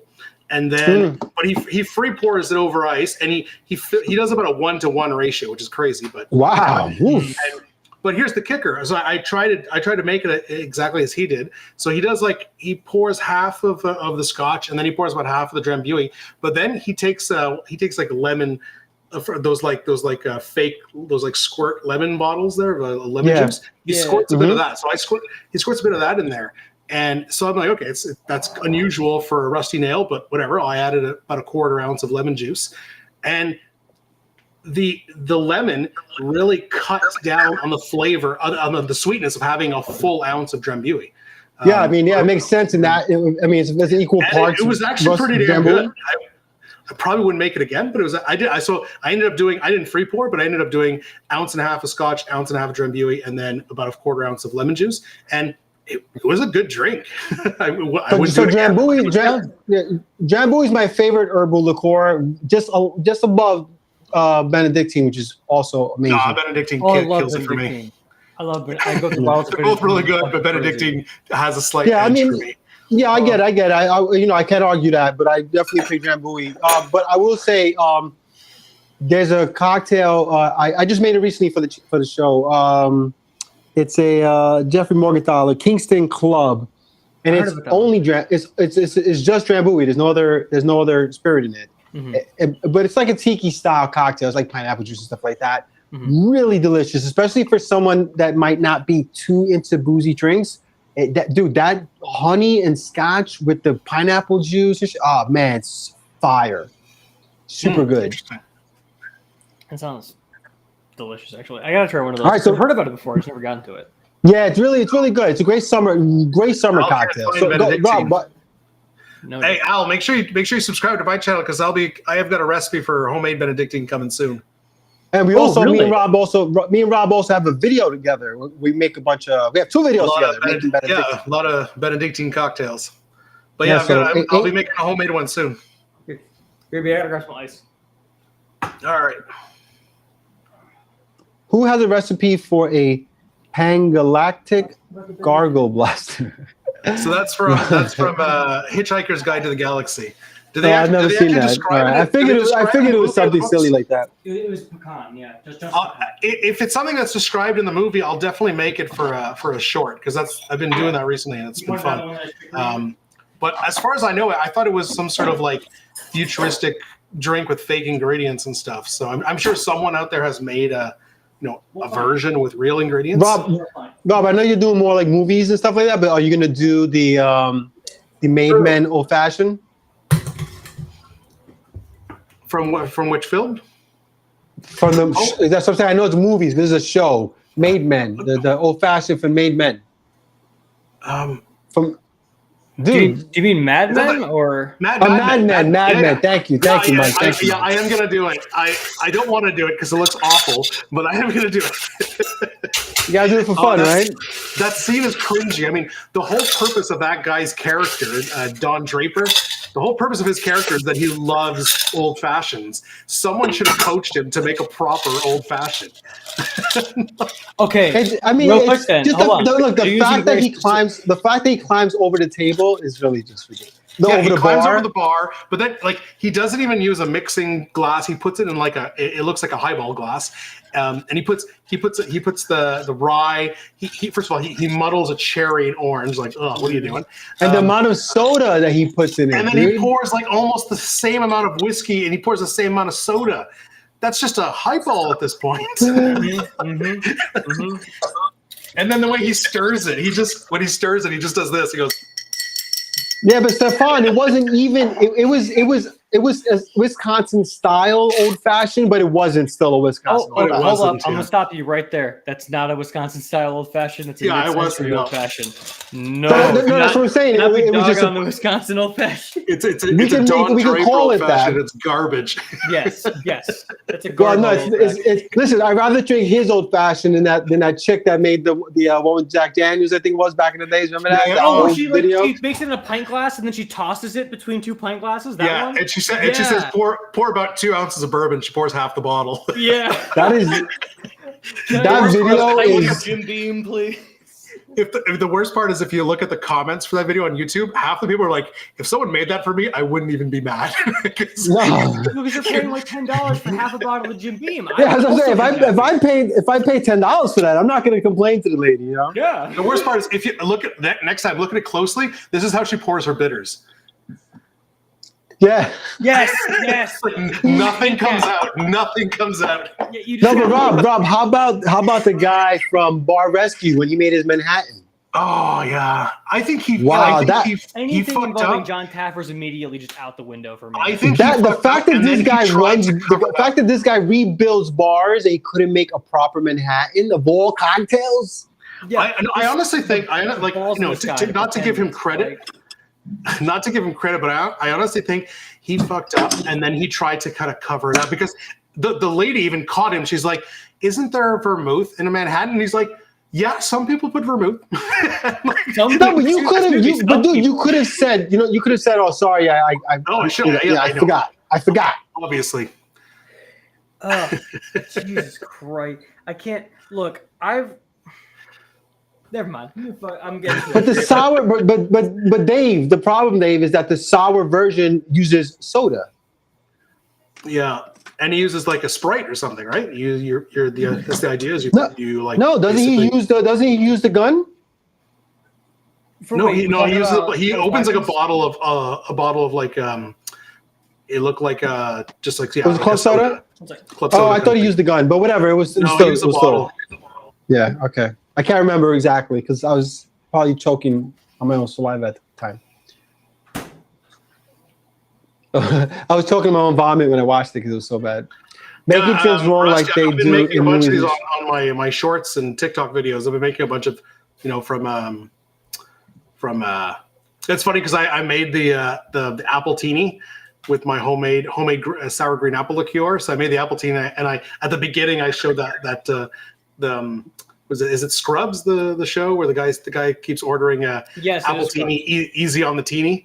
And then everyone in the comments were like, whoa, buddy, you did not go easy on the teeny. I saw that. That was so funny. I remember. I saw that, I was like, "Oh, as a medical professional, I approve this message. This is great." So to all my Canadian friends in the chat and Rob, so Bab was talking about the difference between pricing in provinces. Has there been any more news about kind of making it one united kind of alcohol thing? What do you mean? Because there was news recently about kind of like creating a system where it was an open market for alcohol. In Canada? In Canada, yeah. Oh, I haven't even heard about that. Yeah. I saw idea. something. I saw something recently. I think it's a reaction to what's going on with the tariffs and stuff. That'd be great. It's still like Alberta has the best availability. Luckily, you can buy all you can buy from Alberta, but it seems to be the only province that is willing to kind of ship inter-province shipping at this point. But hopefully that changes. It seems like it Okay, will. so yeah, so I did Stefan see- says more inter-province limitations are being removed. So that's good All to right, know. so all right, so that's what I thought I heard. That's what I thought I heard. Me too. Because Alberta definitely has better availability than most provinces. Yeah, I don't want to get too political here because we're having a great time, but this is Canada's moment to like really shine, dude. I'm telling you, man. Like if they can really figure out a way to promote their to start making just more I guess variety in alcohol, like the way we do here in the States, it could be a massive opportunity for you guys, man. Oh yeah, I mean, there's I've been promoting there's a local distillery that makes an awesome corn whiskey. So it's basically like a Canadian bourbon because it's they're using corn and they're following the bourbon rules pretty strictly. Yeah, I mean it makes total sense, especially if you take away these stupid province kind of rules you guys have, you can really help the various small distilleries start making real money. Absolutely. And if you like, I did a video just this week on Canadian whiskey, and compared to like things like bourbon, Scotch, Canadian whiskey has very little regulations. You can do pretty much anything you want. But it might behoove them to start thinking about how to make Canadian whiskey unique. You know what I mean? So the way bourbon is, right? Like, so maybe create some restrictions that say, look, if we're going to make our bourbon stand out, this is what you need to do. The problem is that there is a lot of unique, because there's so very little regulations. There's a lot of very unique Canadian whiskeys. The problem is that the mainstream Canadian whiskeys are just the classic blends like Crown Royal and Canadian Club, and they have such a market monopoly that people automatically just assume Canadian whiskey, it's Crown and Club. That's all it is. But see, Mike, not Mike. I'm sorry, Rob. That's what hurts when you have no floor.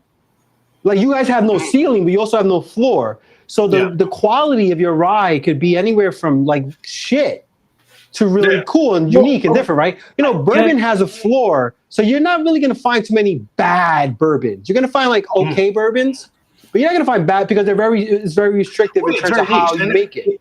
Can I step in real quick?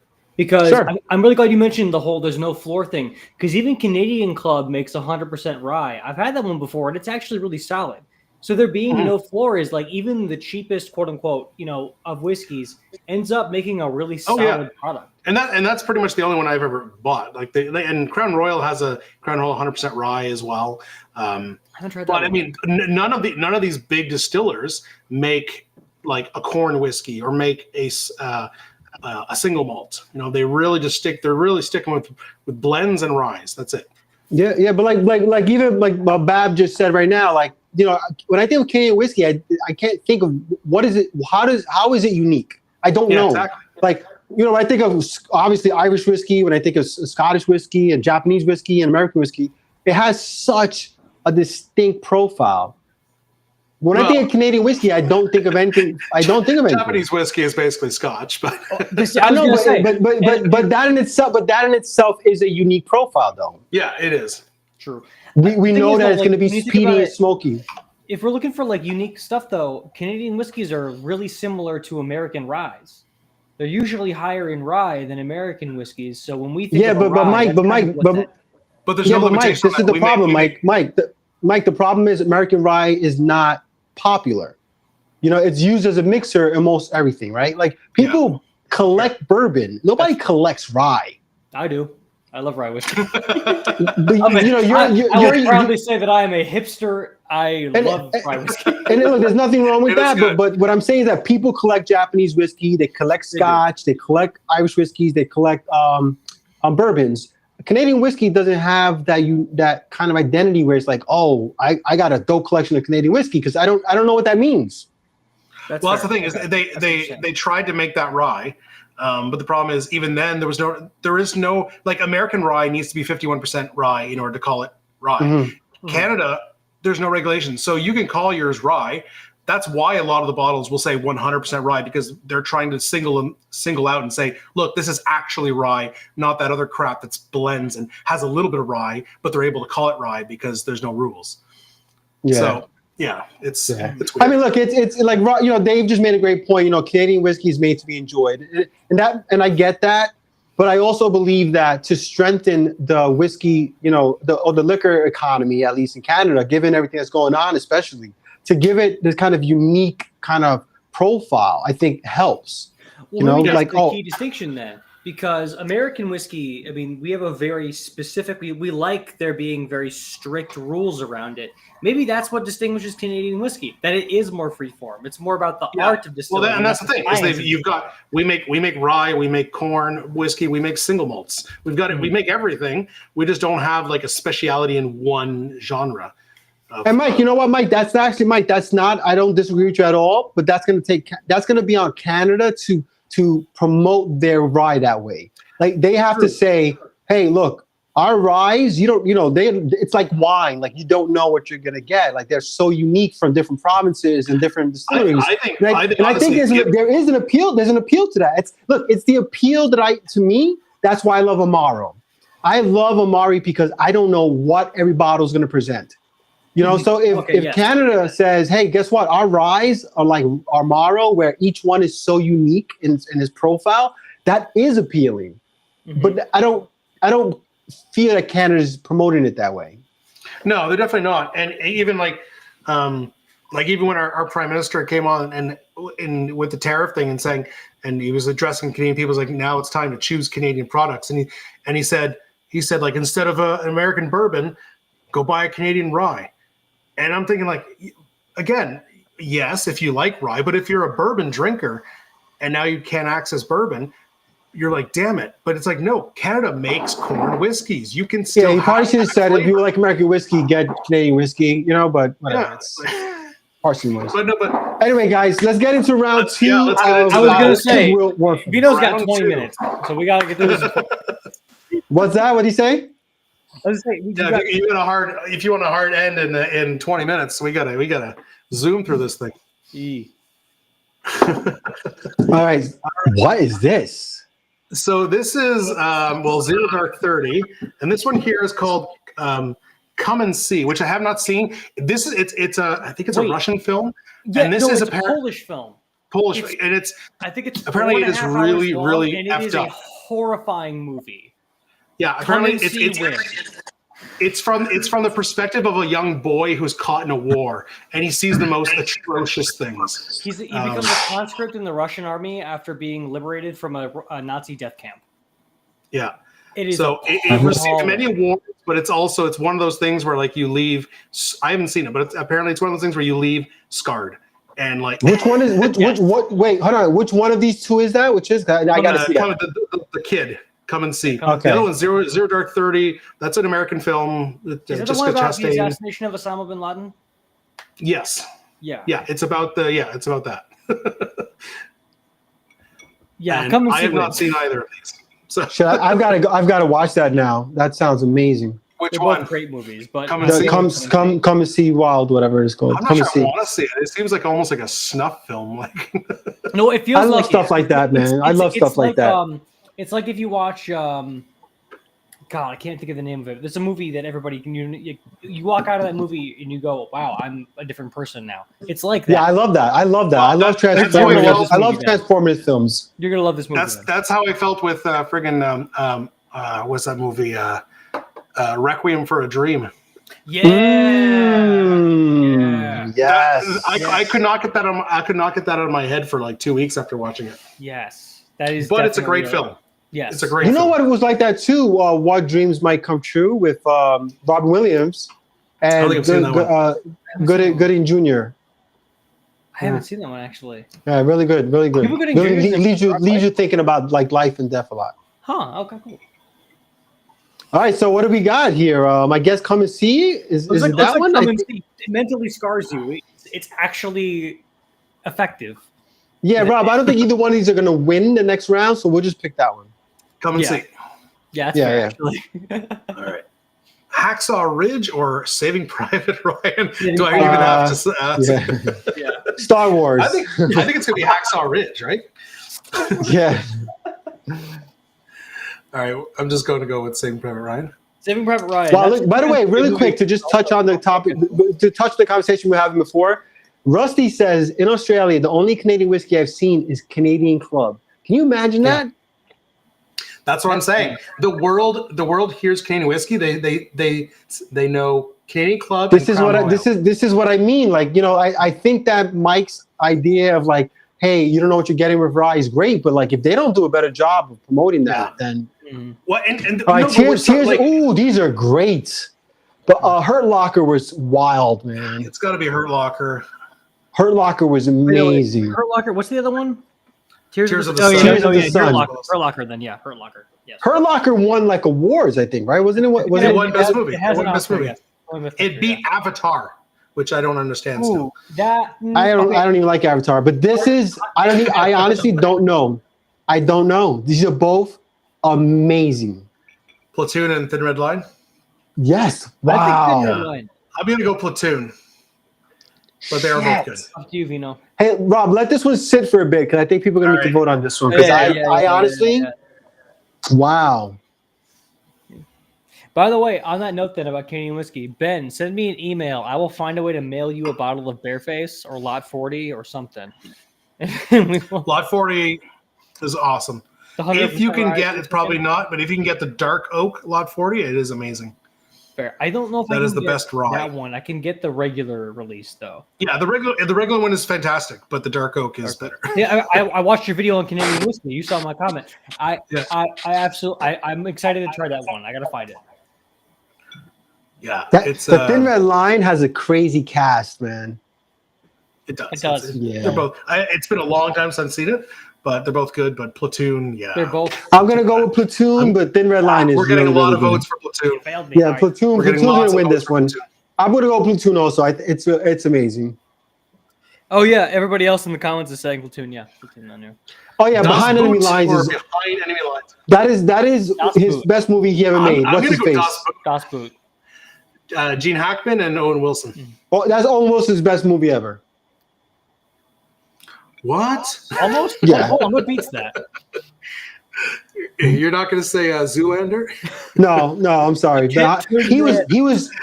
I mean, we're not counting comedies here because then for that I'm going to say Wedding Crashers. You're excused, Oh, brah. that's fair. I'm not your bra. Behind Enemy Lines, the Behind Enemy Lines has you breathing hard like you're running. That's, I don't remember it as much. I do remember Das Boot as being pretty. And Das Boot has a cool. 4.5 hour extended cut. So like, it's a meme. I don't think I've seen that. Oh, no, it's great. Also, guys, My buddy Riley and I have a meme about that. That's great. guys, rest in peace, Gene Hackman, dude. Yes. Yeah. Oh. Yes. Rest in peace, Gene What a Hackman. brutal There's a way. blast to Gene Hackman. I mean, 95 is a great age, but what a brutal way to go. Mhm. Seriously, but can we just talk about how amazing of an actor Gene Hackman is, dude? Oh yeah. Mhm. Absolutely. Pelham 1, 2, And- 3. and how- Pelham 1, 2, 3 might be my favorite Gene Hackman film. And you know what? Another word on Gene Hackman. Another thing, like for an actor to just gracefully retire, Mhm. having made just On his own. amazing film after amazing film. Yeah, and Yeah. so many legendary actors just keep going, and then eventually they start making shit movies. Yeah. And same with directors. Oh my God, directors do the same shit. Like Ridley Scott needs to stop. Yeah. like, You know like his last who few you know have who been- you know who was doing that and he did step away just before is Coppola. Coppola said, "Okay, I think I'm done." He stepped out Yeah. all the way through Godfather 3, right? Yeah, that was about the time when he was like starting to step away. He made one other film. I can't remember what it was called. It wasn't very good, and I think he was just like, "Yeah, I'm done." Oh yeah. It's good. like I mean, It's always like, another one like Harrison Ford, right? Like Yeah. great actor, but like lately he's just phoning it in, and he's doing just dumb movies. And you know, like the last Indiana Jones was they destroyed the legacy of Indiana Jones. He was just like a sad old man. Wait, are you thinking Crystal Skull or the one that just came out? The one that just came out, they're both bad, but the one that just came out really? ruined Is him. the newest one still bad? it's worse. It's awful. No, damn. They literally, Disney has done the same thing to his two big characters, Han Solo and Indiana Jones. They've turned him into a sad old man who can't do anything anymore, and of course some awesome new person has to come in and steal the thunder. Wow. And it's sad. Like, It's depressing. talk about killing a legacy character. It's kind of So like, listen, in the chat, who is your favorite actor, male or female? In the chat, who's your favorite actor? I'm interested to know. for me, it's Robin Williams. He's in my top 10. for Gary sure. Oldman. Oh, Gary Gary Oldman. Oldman's a great choice. Gary, top 10 for me, Gary Oldman. Maybe I need For me, my top three would be Gary Oldman, Johnny Depp, and Anthony Hopkins. Johnny Depp. They're- Hold on, wait, hold on. Johnny Depp's amazing. I love Johnny Depp's character amazing. actors. They play characters. Oh, okay. Johnny Depp's done some bad films, but he is an amazing. I don't like actors in the same role. You know, we talked about Will Smith earlier. I love Keanu Reeves, but let's face it, same. No, Rob, I want to stop you for a second. Rob, I do want to stop you for a second. Keanu Reeves is Keanu Reeves, but good. Thank God he is, because he's awesome in everything he does. Will Smith, I like Will Smith, but he does sometimes. Sometimes it can be distracting with Will Smith that he's Will Smith, but Keanu, it's like always like awesome, dude. Fuck it, I don't care if it's Keanu. I think the problem. It works. It works for some reason. It works every time. I think he's It good at works every choosing movies time. that works. But it works All right, every so time. let's go but to the in terms chat. of Let's go to the chat real quick, guys. Hold on. Let's see. Mike Myers from Stefan. Mike Myers is really good, actually. Heath Ledger, man. Heath Ledger. Anthony Hopkins, amazing. Anthony Hopkins, Gary Oldman, fantastic. Heath Ledger, God, too young. Oh, dear was, That's a choice. I feel like Heath Ledger was about to break it, man. He was about to break. Oh yeah, because he was coming off of doing rom-coms. And then he did the Joker and stuff. People went nuts when he was cast as Joker. They were like, "What the fuck is that?" And then that first trailer, and it was like, "Okay, yeah, this works." Tom Hanks, incredible. I don't know Tatsuya Nakade. It might be someone I don't know. Oh, I know that name from somewhere. I can't think of. That's your buddy Al. He said that. I'm not sure who he is. Yeah, Gary, what's your favorite Gary Oldman film, Rob? I love him in Dracula. I absolutely freaking love him in Dracula. He's the first. Secret Taylor. I like how he's always a different character, but Dracula's phenomenal. I like how he plays a Gordon in the Dark Knight trilogy.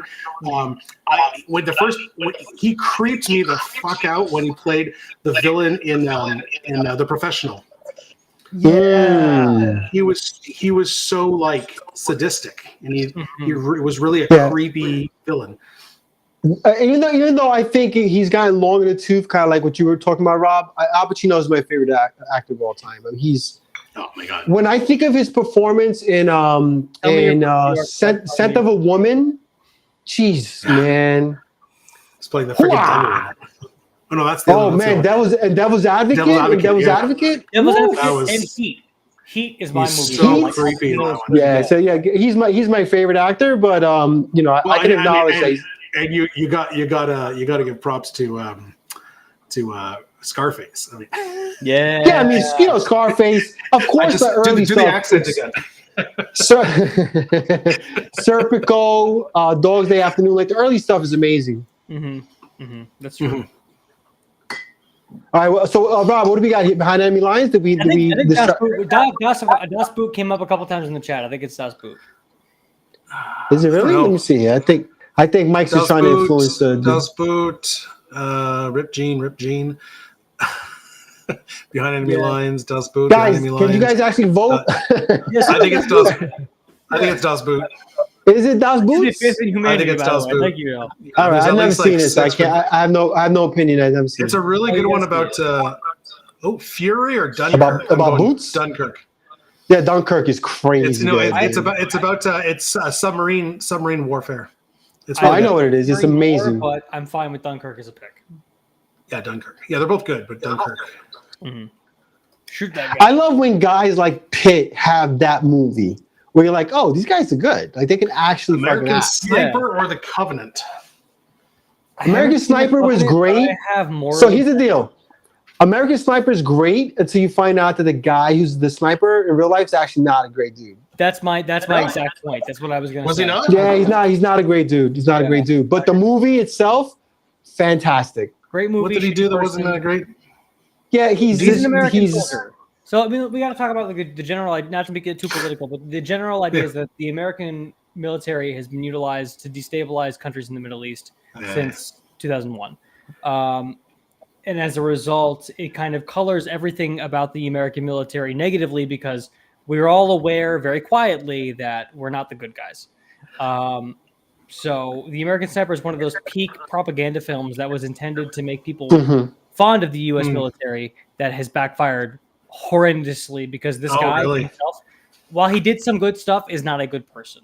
There's like domestic violence stuff in his history, and he's exactly good soldier, bad person. You know what? I can't get over though in that movie is the scene with the baby.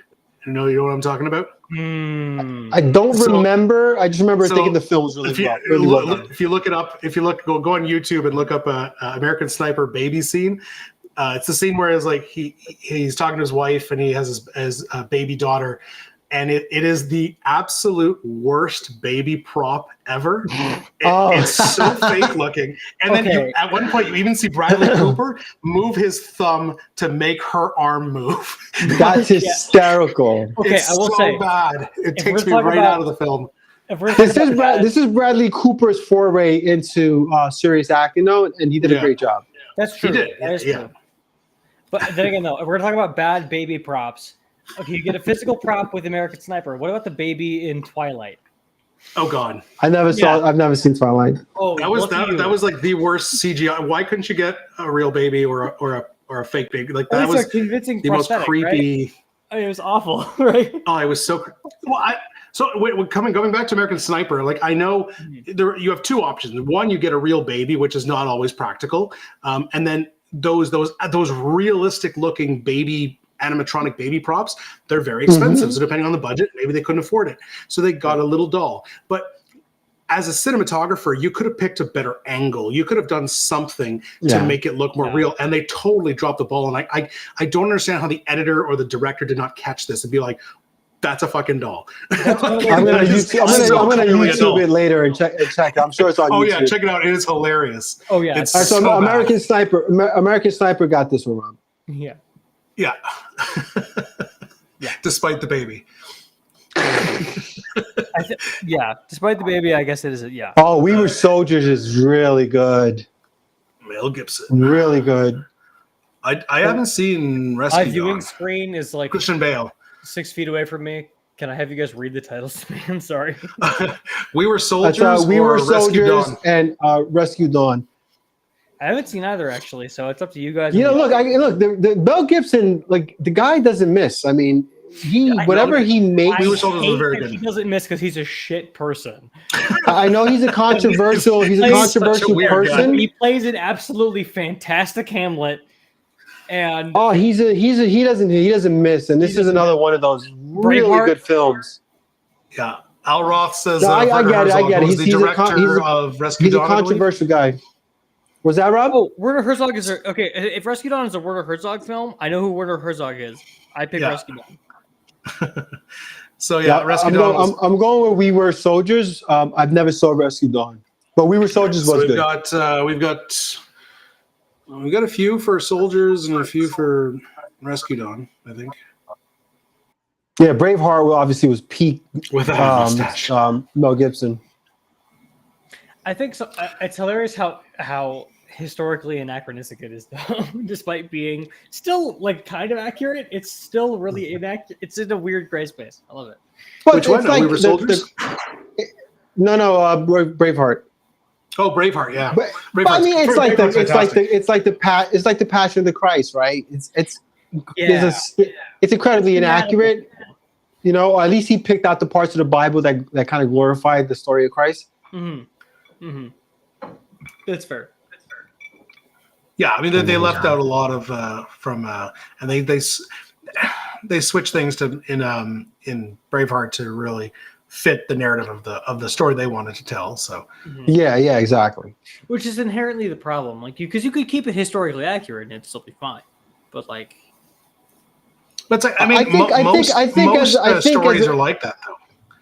Most stories are based on a real story. I think American cinema has suffered from that for pretty much from the beginning, where telling the good and the bad of a story has been something they really kind of strayed away from. You know, it tends to kind of paint things in this romantic kind of picture. Great comment from Stefan. Who's that? Rob Roy. Who has seen Rob Roy? It's not just a good cocktail. It's a great movie.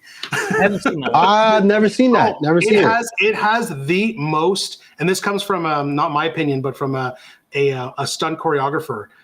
It has the most realistic sword fight scene in any movie, and it's at the end. So Liam Neeson plays Rob Roy, and he has to fight a guy to the death in a duel at the end, and the other guy is clearly the better fighter, but like, you know, and they're fighting, and you can see them get tired, but also he gets cut, you know, like Liam Neeson gets cut in the arm, so suddenly he can't fight with that arm anymore, so he has to switch to his bad arm to fight, and it's a really good film with a really good sword fight at the end. So what did we end up with here, by the way? I think we're on We Were Soldiers has more votes. All right, let's go ahead. Let's go with that, Rob. That's fine. Yeah. We got 4 minutes, so we got to run through it. No, I'm not. I can stretch it a bit. Well, we're on to round Saving two now, Private so Ryan. Saving Private Ryan for sure. Out to come and see. Ryan. Yeah, I think so. Ryan. Though I got to tell you, I want to watch that this weekend. I really want to see it. Yeah, it Platoon. looks interesting. Platoon. Hurt Locker, fantastic. Definitely watch Platoon. Platoon. Agreed. So Platoon. Yep. Again, I can't say the Platoon. option, right? I'm just gonna. I'll let you all go ham with it. 'Cause Dunkirk or Das Boot? Dunkirk wins this one for me. Yeah, Dunkirk. I think Das Boot, but I'm an art movie nerd, so y'all can pick. Tim Roth was the guy he was fighting in Rob Roy, who's also a great actor, and he wore a hilarious wig. Tim Roth and Liam Neeson. That's a good combo.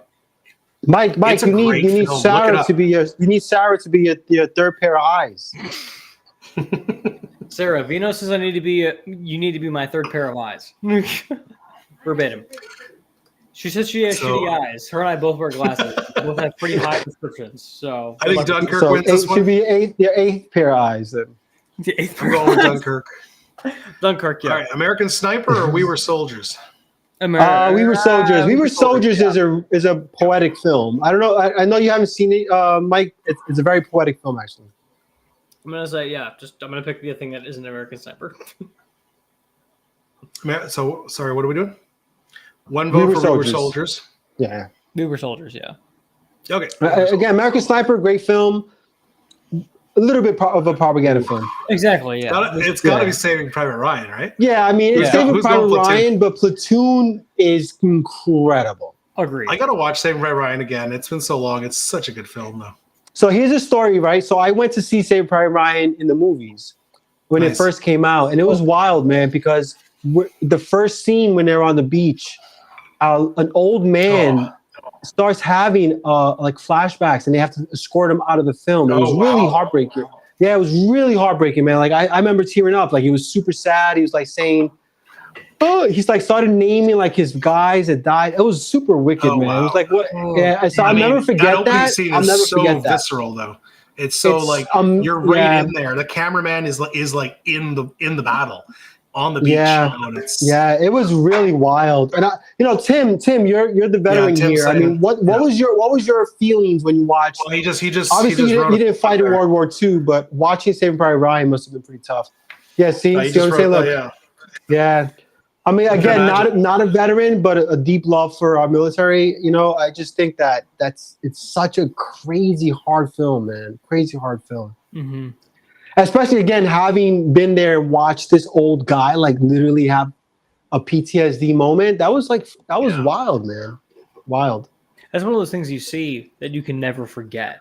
You know, No, I can't imagine that. Grounds how real that is for these people. Yeah. He was, and I've got family who fought in Iraq and who suffer from PTSD, and it's war is no joke, man, and like it's just something that when avoided we have to pray that it doesn't happen because it's such an ugly thing, man. Mm-hmm. Agreed. All right, so we're going with Saving Private Ryan on this one. I think everybody's SPR has been showing up. I think SPR is that's the one. That might have been Spielberg's. That might have been Spielberg's greatest work, which says a lot because that's Spielberg. For me, that's Spielberg's best. Did he also do Schindler's List? Yes. Then it's a very close second. Very close second. I can't decide between those two. I think they're too important. Schindler's List was another one that made me cry my eyes. I think E.T.'s up there. It's not as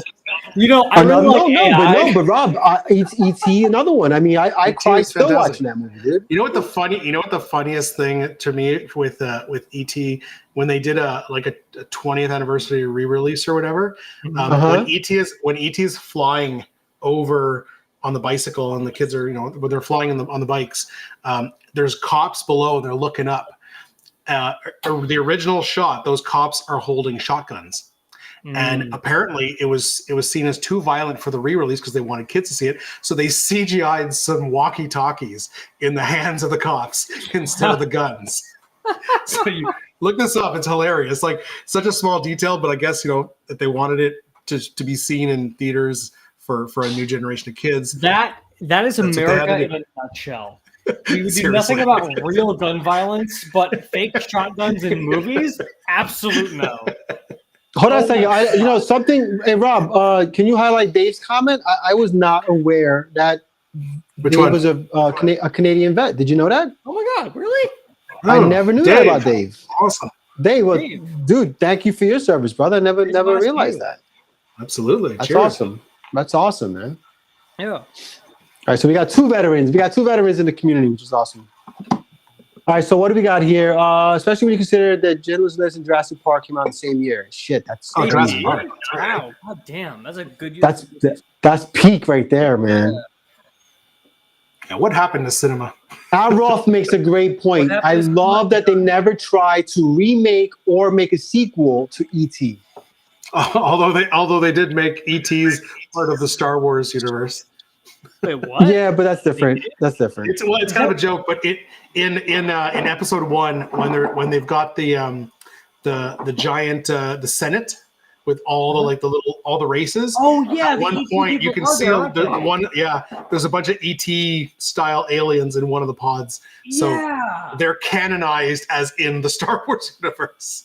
Well, hold on. Is that still true in the new Disney canon, where a whole bunch of extra universe stuff got cut?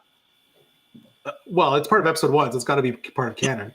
They cut out what Disney cut out is what they call the expanded universe. Yeah. So all the books, video games, comic books, stuff that weren't if it wasn't directly tied to the movies, the 6 when they bought Star Wars, they kept the 6 movies and Clone Wars, the TV shows that were officially Lucasfilm. That is canon. But any other books and things like that, they were written with authorization from George Lucas. But they were written. That becomes what they now call legends. So it's not part of the official Disney canon. Rest in peace to all the other people who played KOTOR as kids. Yeah, no, I get. Yeah, okay. I had forgotten about that bit of lore. Technically. So where are we at on this vote, by the way, guys? What's going on here? I said Dunkirk. Yeah. I think we got soldiers. I don't know when. I don't know. I'm gonna go. We were soldiers. I see some I see more soldiers. There's quite a bit of soldiers. I see more soldiers in Dunkirk. Yeah, so I'm gonna go with soldiers. It's a really great movie. I don't know. Have you seen it, Rob? I think I have a long time ago. You should watch it again. It's fantastic. It's one of Mel's best movies. And again, don't forget, guys, whatever, as controversial as the guy is, he's an incredible director. Oh, he's a great actor, yeah, and a great director. Oh, yeah. KOTOR, wow, that was a good one. I remember that. I was going to say, I didn't realize how many people were going to know what that. Yeah, Knights of the Old Republic. I didn't think that many people would know that comment, but I feel that. I feel that in my heart. Yeah, we I should do never a actually video. played it. We should do I a video game theme one Drinking Buddies one day. I am so in. Let's do it. Unironically, I'm 100%. Yeah, I think that would be StarCraft fun. 2, that's my. I was a big RTS. RTS were my games. So Command and Conquer, StarCraft, love Age of that. Empires? I know Dave plays like Total one of those kind of Annihilation. RTS games. I was always more of a Nintendo guy, like Zelda, Mario. Zelda 2, man. The Adventures of Link. Yeah, That's I my loved all the Zelda, Mario's, Metroid, all that stuff like that. All right, so soldiers, Mike. Rob. Soldiers, it is. Yeah, right. Sorry, yeah, right. Dunkirk. Soldiers do. Ooh, ah. All I right, think let's. it's Saving Private It's Ryan. Private Ryan. Let's go to that final round. Yeah, Private Ryan. Da, da, da, da. Okay, Is we'll let is it a marinate. pop-up? Okay, guys. Yeah, we called it. In the chat, I'm talking to you. Vote.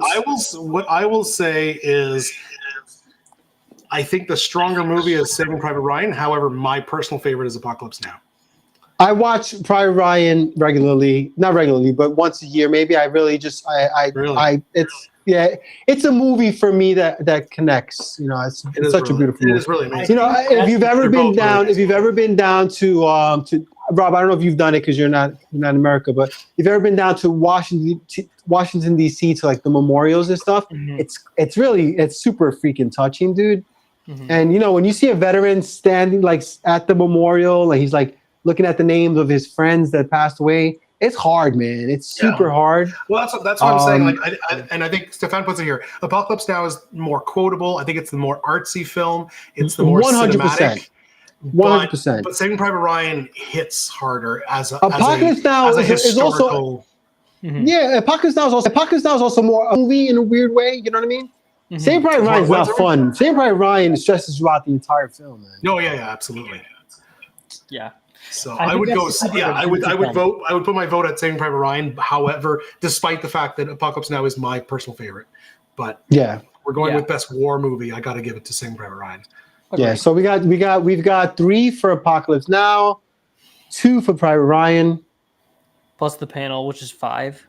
Because Yeah, Stevie, like he was like Stefan is saying, like it hits the throw. Like I get emotional every single time I watch Private Ryan. I mean, we You gotta can't say not. that Tim, the veteran in here, is saying Private Ryan. So that's like 2, 3, 4 votes in one, right? Yeah, that's like that. Yeah, one Tim vote is like 5. Mhm. Yeah, if you guys- And also Dave. There we Dave go, gets yeah. gets- True, very It's true, true, very yeah. true. So overwhelmingly, Saving Private Realism Ryan. versus surrealism. That is, you know what? Bab makes a really good point. That is a really, really good point. Well, Yeah, there's something more surreal about Apocalypse Now. Like I said, it's more artsy. It's more cinematic. Yes. Whereas Saving It's- Private Ryan it's- like puts you on the beach. and on the you like, are on the you're dude. You were in there, man. Yeah. there- Those first of all, the sniper scenes in that movie Yes! are. when he's quoting Oh the my Bible- god. Oh Oh, my yeah. god! This dude, they're the best sniper scenes of any film ever. Even better than American Sniper. Oh, agreed. Firmly agreed. Yeah. I think everyone agrees. Yeah, so I think we're gonna probably have a winner here, right? Yeah, I got Saving Private Ryan is the best. All one. right, awesome. Nice. Woo! All right. And with that, we're gonna do our toast. We're gonna do our shot. Real quick. We're gonna do there a is- shot of Irish whiskey. If any of you guys want to join us in taking a shot, Rob is gonna put a link in the chat. Can I All do you that? need is an iPhone. All you need is an iPhone or whatever. a phone with a camera. Hit that link. Join us for a shot of Irish whiskey for St. Patrick's Day. We're also going to toast to our 2 veterans in the chat. We appreciate your service. And let's go for a shot. If you don't want to be on camera, that's fine. But if you want to join us, hit the link in the chat. While we're waiting for folks, Let me see if to the join, link. Yeah, there we go. There's a link. Can I ask you a question? Yeah, go for it. For everyone collectively in the chat, and those of us here in the live stream as like professionals, more or less, quote unquote. Do y'all know of a form of pecan bitters that is solely pecan? Because there is a pecan chicory varietal from I think Bee Brothers or something like that. Yeah, I have a espresso pecan. I don't have regular pecan. No, Okay. Interesting. They're all they're usually like mixed. paired with something. Yeah, that's I was interesting. gonna say because a couple came into the bar when I was working at Green Door months ago, and they were like, "Hey, do you guys know of a pecan bitters?" And I was like, "Well, I know how to make one, but I don't know if it's commercially sold that is just pecan." There might be a small batch one out there. I'm sure that Stefan knows. Hey, also though, Gnome, if Gnome's not here anymore, but if you watch this VOD later, he makes bitters. Yeah. Let's just tell him to do it. More of a can. I'm sure Hey, Bab, that's your shit, bro. We don't, you know, that's your life. All right, we don't judge you. We don't judge you, brother. Working with? What Irish are we So working with I'm going with Tullamore Dew Caribbean Cask. I'm Puerto Rican. I'm gonna follow you with the Caribbean. I'll follow you with the Caribbean. There you go. All right, beautiful. What are you doing, Mike? I'm drinking Patty's Irish whiskey. All right, cool. It's pretty popular around me right now, and it's actually like a far more solid Irish whiskey than I'm used to around here. Irish whiskey's not big in Michigan, so this is. So look, we'll give you guys a couple of minutes if you want to join us in the Rusty video. We're looking to join. If you don't want to, that's cool. No sweat. But we'd love to have you for a quick shot. Yeah, see, Ben is still here. I'm there in spirit, though. No, I don't have that. Stefan, I have a lot of Kinsip stuff, but I don't have the pecan coffee. I should get it. Ooh, Tim is doing Redbreast 12. Nice. Ooh, Tim, you want to try to join us again? That's a whiskey you're wasting if you're doing it in a shot. I think Tim might be a little bit emotional right now. You know my personal favorite Irish. Well, I'm not going to do a shot because I like to sip this stuff, but is the Redbreast Listowel. I've not had the 12. I love. I never had that one. This is basically the 12, but it's finished in Listowel. It's finished in Listowel. Yeah, love it. And I love so good. I am a sucker for finishes. Same here. Love. That's why it hurt me when that dude. I did a little just a short review of Angel's Envy because I love Finnish whiskeys and. This guy comes on. I'm sorry, Rob, but Tim wants to know how to join. I just gotta click a link. I'll put it again. There you go. Rob, make sure you're in my thing though. You might have to share the link in my channel. I'm doing it in Restream. It should send to both. And mine too, because I'm also apparently streaming. Let me go. Did you add your channel, Mike? I did. Yes. Oh, you did. Good job. Nice. Yeah, Rob, I'm gonna make sure of that, brother, because sometimes it can be a little wonky. No, maybe not. Eh? Yeah, Rob, the link's not showing up on my channel, and everyone's on my channel. That's so weird. It should go to. Okay, let me. I'll go. All right, so guys, make sure you're on my channel, the progress bar, Coach Vino.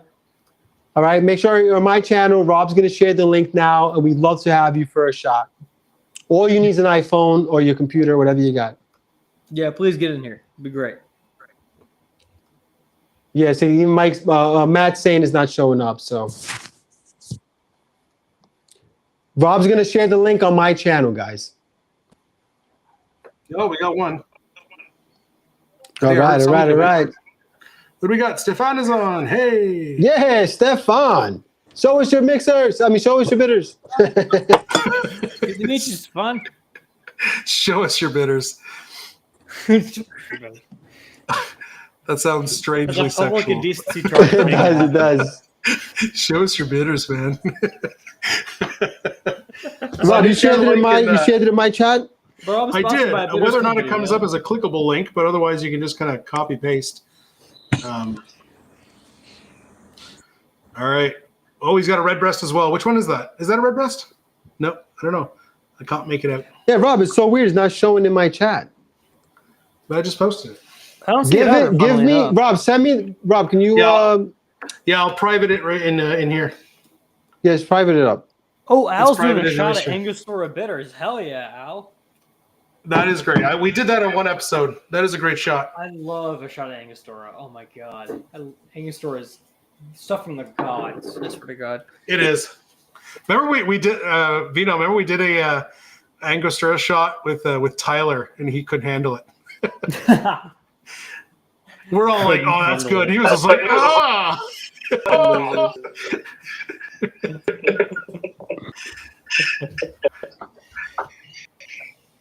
Oh my god. All right. So All right, guys. So I just shared the link in my. it is red breast. actually, okay, yeah. His camera's backwards, so I couldn't read the label. I'm like, but it's got a bird on it. It's got to be red breast.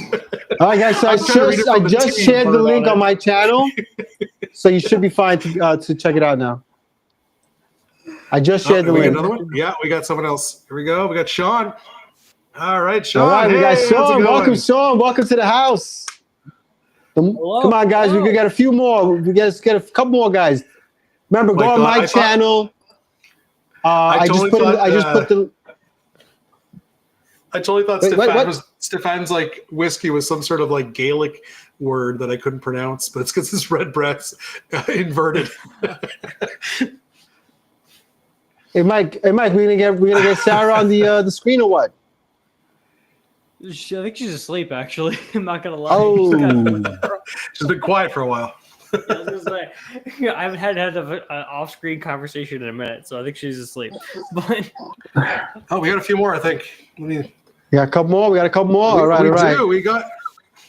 Oh, David's here! Hey, Hey, and Tim. David. David, Oh, Tim. Nice. Tim's just a. And we got Tim.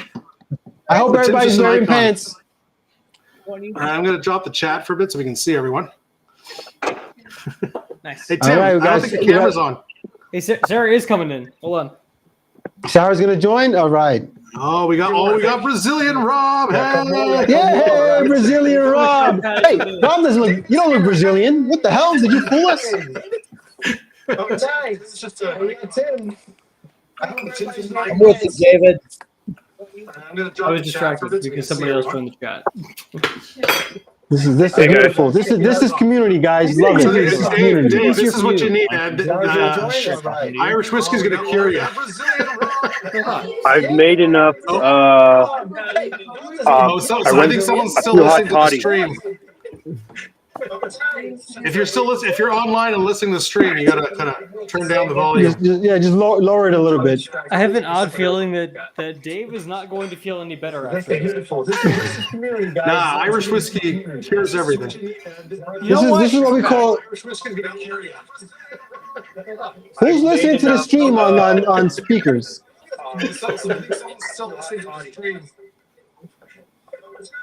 If you're online and listening to the stream, Everybody's just gotta mute Yeah, their just lower it a microphone if little you're bit. not in the stream. Feeling that Dave is not going to feel any better after this.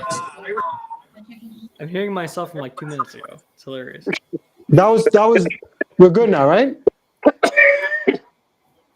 Tim, are you there, Tim? Oh my god, yeah, someone else. Is Tim in here? Oh, Stefan's Tim's back. there. Yes, we can't see him, but we hear him. Stefan's on twice. There we go. Tim, you gotta All hit the right. camera, brother. I did. Yeah, you gotta turn it on, not off. I turned it. Wait a minute. All right, well, Yeah, no, Sarah is doing the shot. Tim with is herself. literally in spirit as a cocktail right now. All right, it's just Can you hear me? So We can hear you very brother. well. So look, we We don't just see don't you, see but you. we hear you, brothers. So look, guys. Stefan dropped how- again. Is it? Oh wait, let's see if we can get him back in. This is We got him. good. We got him back in. No, he came in with a different. Is it on? Hold on, Al's gonna join us. Tim, we can't see your video. What are you using? Tim, are you using a flip phone? On my computer. What the hell, y'all? Oh, we got Bootleg Al. website. There we go. and I Hey, can't how's it going? Hey, I'm actually doing Listen. something different. I said I would do a Jameson, but I actually figured that since I'm from Argentina, I'm gonna do Oh my god! bottle. I'm here having from a Argentina. spiritual moment listening to Al right now. What the fuck? I'm using my computer. Hey, we Mike. lost. We Yeah, lost. so Al, here's usually España, which is Never- basically it's our. What, a year now? Oh my god, this is crazy. I'm meeting So- you for the first time. I don't know how much Yeah. longer we got before Dave actually faints, guys. So we should. Why the hell it cannot? All right, so we're doing a little bit of Fernet. We're doing a little bit of Irish whiskey. Are we doing that? Good combo. Good combo. Oof. Rob, are we That doing would that, be Rob? Fernet and Irish whiskey? I have to make more room. I filled my glass with Irish whiskey, but I I'll can do some add a Fernet. little Fernet to Hold on. mine. Hold on. I'll add some Fernet. Okay, That's a hold on. pretty sick combo. I'll do this. I Give do me have just a Jaeger. moment. So I'll do Jaeger as a substitute, and you can all make fun of Jaeger me. works. Jaeger works. It's not. All right, I got a bigger glass, and I'll just top it with a little bit of Fernet. We gotta get Bab to get on camera. He can't be shy. He's probably the most handsome guy in the whole community. He's camera shy. Why the Where did Where's Stefan go? we lost Stefan, and we lost Brazilian Rob. Oh no, where'd Brazilian Rob go? We were a full house, and we keep losing people. God damn. All right, look. So Everybody's doing we're their shots. waiting- Like they finish the duel and they leave. We gotta. Oh, well, you know what? Rusty Bartender can't join us because it's like daytime where he is. So Yeah, yeah. shot's not Yes, gonna it's work. like noon or something like that. Yeah. All right. Then just So go Tim ahead is and- Tim. Better Tim than is Bourbon. black. He's a POV man. Tim is all black, but that's cool. God damn. just slurp really loud. He We gave us can a hear little, you he fine. gave us a little It's a Sammy fun way Jackson to end action the there, stream, right? right? God damn. All right, well, gentlemen, happy Patty's Day, and to the veterans in the chat here, Dave and Tim, we appreciate you guys. Cheers and Solanche, as they say. Can you hear me? Slancha. We can hear you. Slancha. Correct the pronunciation. We can cilantro, hear you. but agree. Oh. Cilantro. Yes. as Slancha. it says. Cilantro. Cilantro. Can you hear me? I'm from the Bronx. I can say things the wrong way, okay? Woo, Mm. nice. Oh. Also, listen, Patties and That's Jaeger is a actually not a good bad combo. combination. gentlemen, thank you for Fernet just joining makes us today on the everything live. minty. This was a lot of fun. Vino's got to go. I got to be a dad tomorrow, very early on, do some Girl Scout stuff Oof. and whatnot. So I got to go clean up the bar and You sober guys up. even hear me? We Was can that? hear you. Wow. We heard you, Tim. I don't think he knows. I think he hears us. So listen. So for next live, what are we talking about, Rob? March? Oh wait, what is it? March, right? It's March right now. We It's are in March right so now. early April, April. maybe second, third So week of guys, April. What are we doing? give us suggestions for what kind of movies should we rank next month. What do you think? Maybe How best about we do sports how about we movies. do comedies? Science fiction. Oh, there Maybe. we go. Hey, there's Tim. We see Tim now. Tim, there he Wait, we is. get to Tim? Wait, what? Hey, Tim! Hey! All right, Tim. This is fucking I'm going to join you miracle. for a second shot. I'm joining Yeah. Tim for a second I shot. gotta do another Great. shot. There we I'm go. gonna do a halvesy because I'm a little toasted, but And I'm doing Oh, the Red come on, Breast Mike. Moscow. I said I Your would, channel's but I'll called do it for Hard you, Tim. Reviews. all right. You know what? I'm gonna channel the Irish ancestry and do a full one. You're good. There you go. Top of the morning to ya. Top of the morning, Leonidas. My name is Jackson. I got to hang out with Girl Scouts tomorrow, but I'll take a second one. I'll do a halfsies. You know, as much as I like the Fernet, I think just the plain The stupid Irish is better. technology is not working. I'm not gonna We're lie. I'll have a bit Jaeger and of patties work. So if you have a Gagne. gentle Irish. But whiskey- Tim, you're on, brother. You made it work. You made it Thank work, you. Tim. You know what? I needed Matt's help, but he was nowhere to be found. Thanks, Matt. Appreciate you. Yeah. That's because Matt's for- doing Matt's doing an espresso bar crawl tomorrow. Oh, that's like fun. No, nice. All right, one So, more what for do the you think of road, this? Timmy. This is for Timmy. Cheers, gentlemen. Oh wait, Rob, Timmy, you still Cheers, pouring? Slancha. Slancha. I've already taken my second one. You, Tim. Oh, he's doing Cheers. another one. My goodness. Dave. No, this is the other one. This is the other one. No, he did one like 2 seconds ago. Oh damn! I took it with him. I guess I got to do it again. Cheers. Those Tim. veterans, man, they know how to put it down. Here you go. All my veteran brothers out there. Come home safe, Cheers, gentlemen. Statement, those Here's veterans to you. know how to put Welcome that down. home, is wild. Dave. And Dave, feel better, man. Yeah, agreed. Dave, feel better. Yeah, I'm working on it. All right, so what are you thinking next time, Rob? So, yeah, Sci-fi? Have we done sci-fi? We haven't done sci-fi, but I'm thinking, how about we do comedies, just classic comedies, and for cocktails, since it's springtime, we do something with floral. Daiquiris. Actually, We could- there's a lot of carrot-based cocktails. So for Easter bunny That's carrot. a I'm not gonna very lie. No, weird no. niche. It's a weird niche, but there's a lot Your of shit in there. your Y'all carrot. should look up the tunnel vision from Death and Co. That shit is But how fire. about Yeah, something Mike, floral? Mike, Do things hey, with, Mike. with like Saint Germain Mike, or let- with creme de violette and some Ooh, floral that drinks. sounds good. Yeah. That sounds good too. Yeah, well, yeah. So again, Well- daiquiris, right? Sure, Daiquiris, correct? daiquiris. Let's do daiquiris. You know what? You know what, Sean? What do you think, Sean? Sean, what do you think, Sean? What kind of cocktails should we do? Tim's having another one. Good man. Tim's just going at it. Tim's finishing the bottle. No, I'm not finishing it. I'm putting Red breast 12 is about to turn to red Hold on. breast 6. right here. Red breast. Red Hold breast on, floor. Tim. Hold on. Wait, Red Tim. breast 0. Oh. Dave, what do you got there, Dave's going Dave? for What another is that? one. What is that, Lille Blanc? I'd follow you, but I'm This is my 3 level in, right so here. I'm a little. Raider cheers. Man down. Ball down. Nice. Well, her I don't was think you I guys don't think I want a move. repeat of. You and Tim are going to need a medic. Here. Medic! I don't want a repeat of our 2021 live. 1 ounce at a time. I guess I should eat supper now. You might want to consider some poutine or something. That's right. Oh yeah. Ah, Oh yeah. we don't have time for that. I ain't got time to bleed. Only a veteran can say that. Nobody else can say that shit and make it make Hey, look. sense. Badass. I tried a drink called Allied and Axis by Chip Plastic Cocktails. You guys have to try it. There you go. Sean wants the daiquiris. So daiquiris. All right, cool. Tim, post Ooh, I'll have to try that. Tim, share, make it and share with us because I don't know if I know it. Yeah, send a link or like put the recipe in the description because I will try that 100%. Axis and Allies or the Allied and Allied Axis? and Axis. Both. Okay, because Axis and Allies is a really fantastic board It game. is. Isn't it like isn't that like risk? Is that like risk? Actually, Rob, Risk? you know, Rob, why don't we do a gamer one? Gamer episode? Sure. Let's do games. Let's If do y'all some are- sort of if y'all gamer wanna do a shit. gamer Like computer episode, games or please freaking be board there. games? That's What did interesting, you say, actually. Lilo? Best board games. Best board. Best All board right, let's do board Bro, games. I'm cool with that. so I now love board you got- games. You got Monopoly, you got Monopoly. Uno, I would do What would card be, games and board Like a games. Scrabble. What would be a Leave it perfect real- Monopoly cocktail, for instance? Monopoly's gonna win. Was that- It's gotta, What's that, Tim?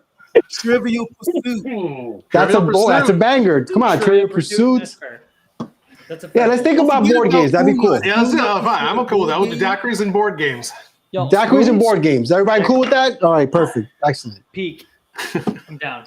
Well, gentlemen, I'm Yeah, off to hey, I'm off to Anyone meet wants the to wizard. join? We open it up some mic. This was a lot of fun. If you want to join for the next one, absolutely.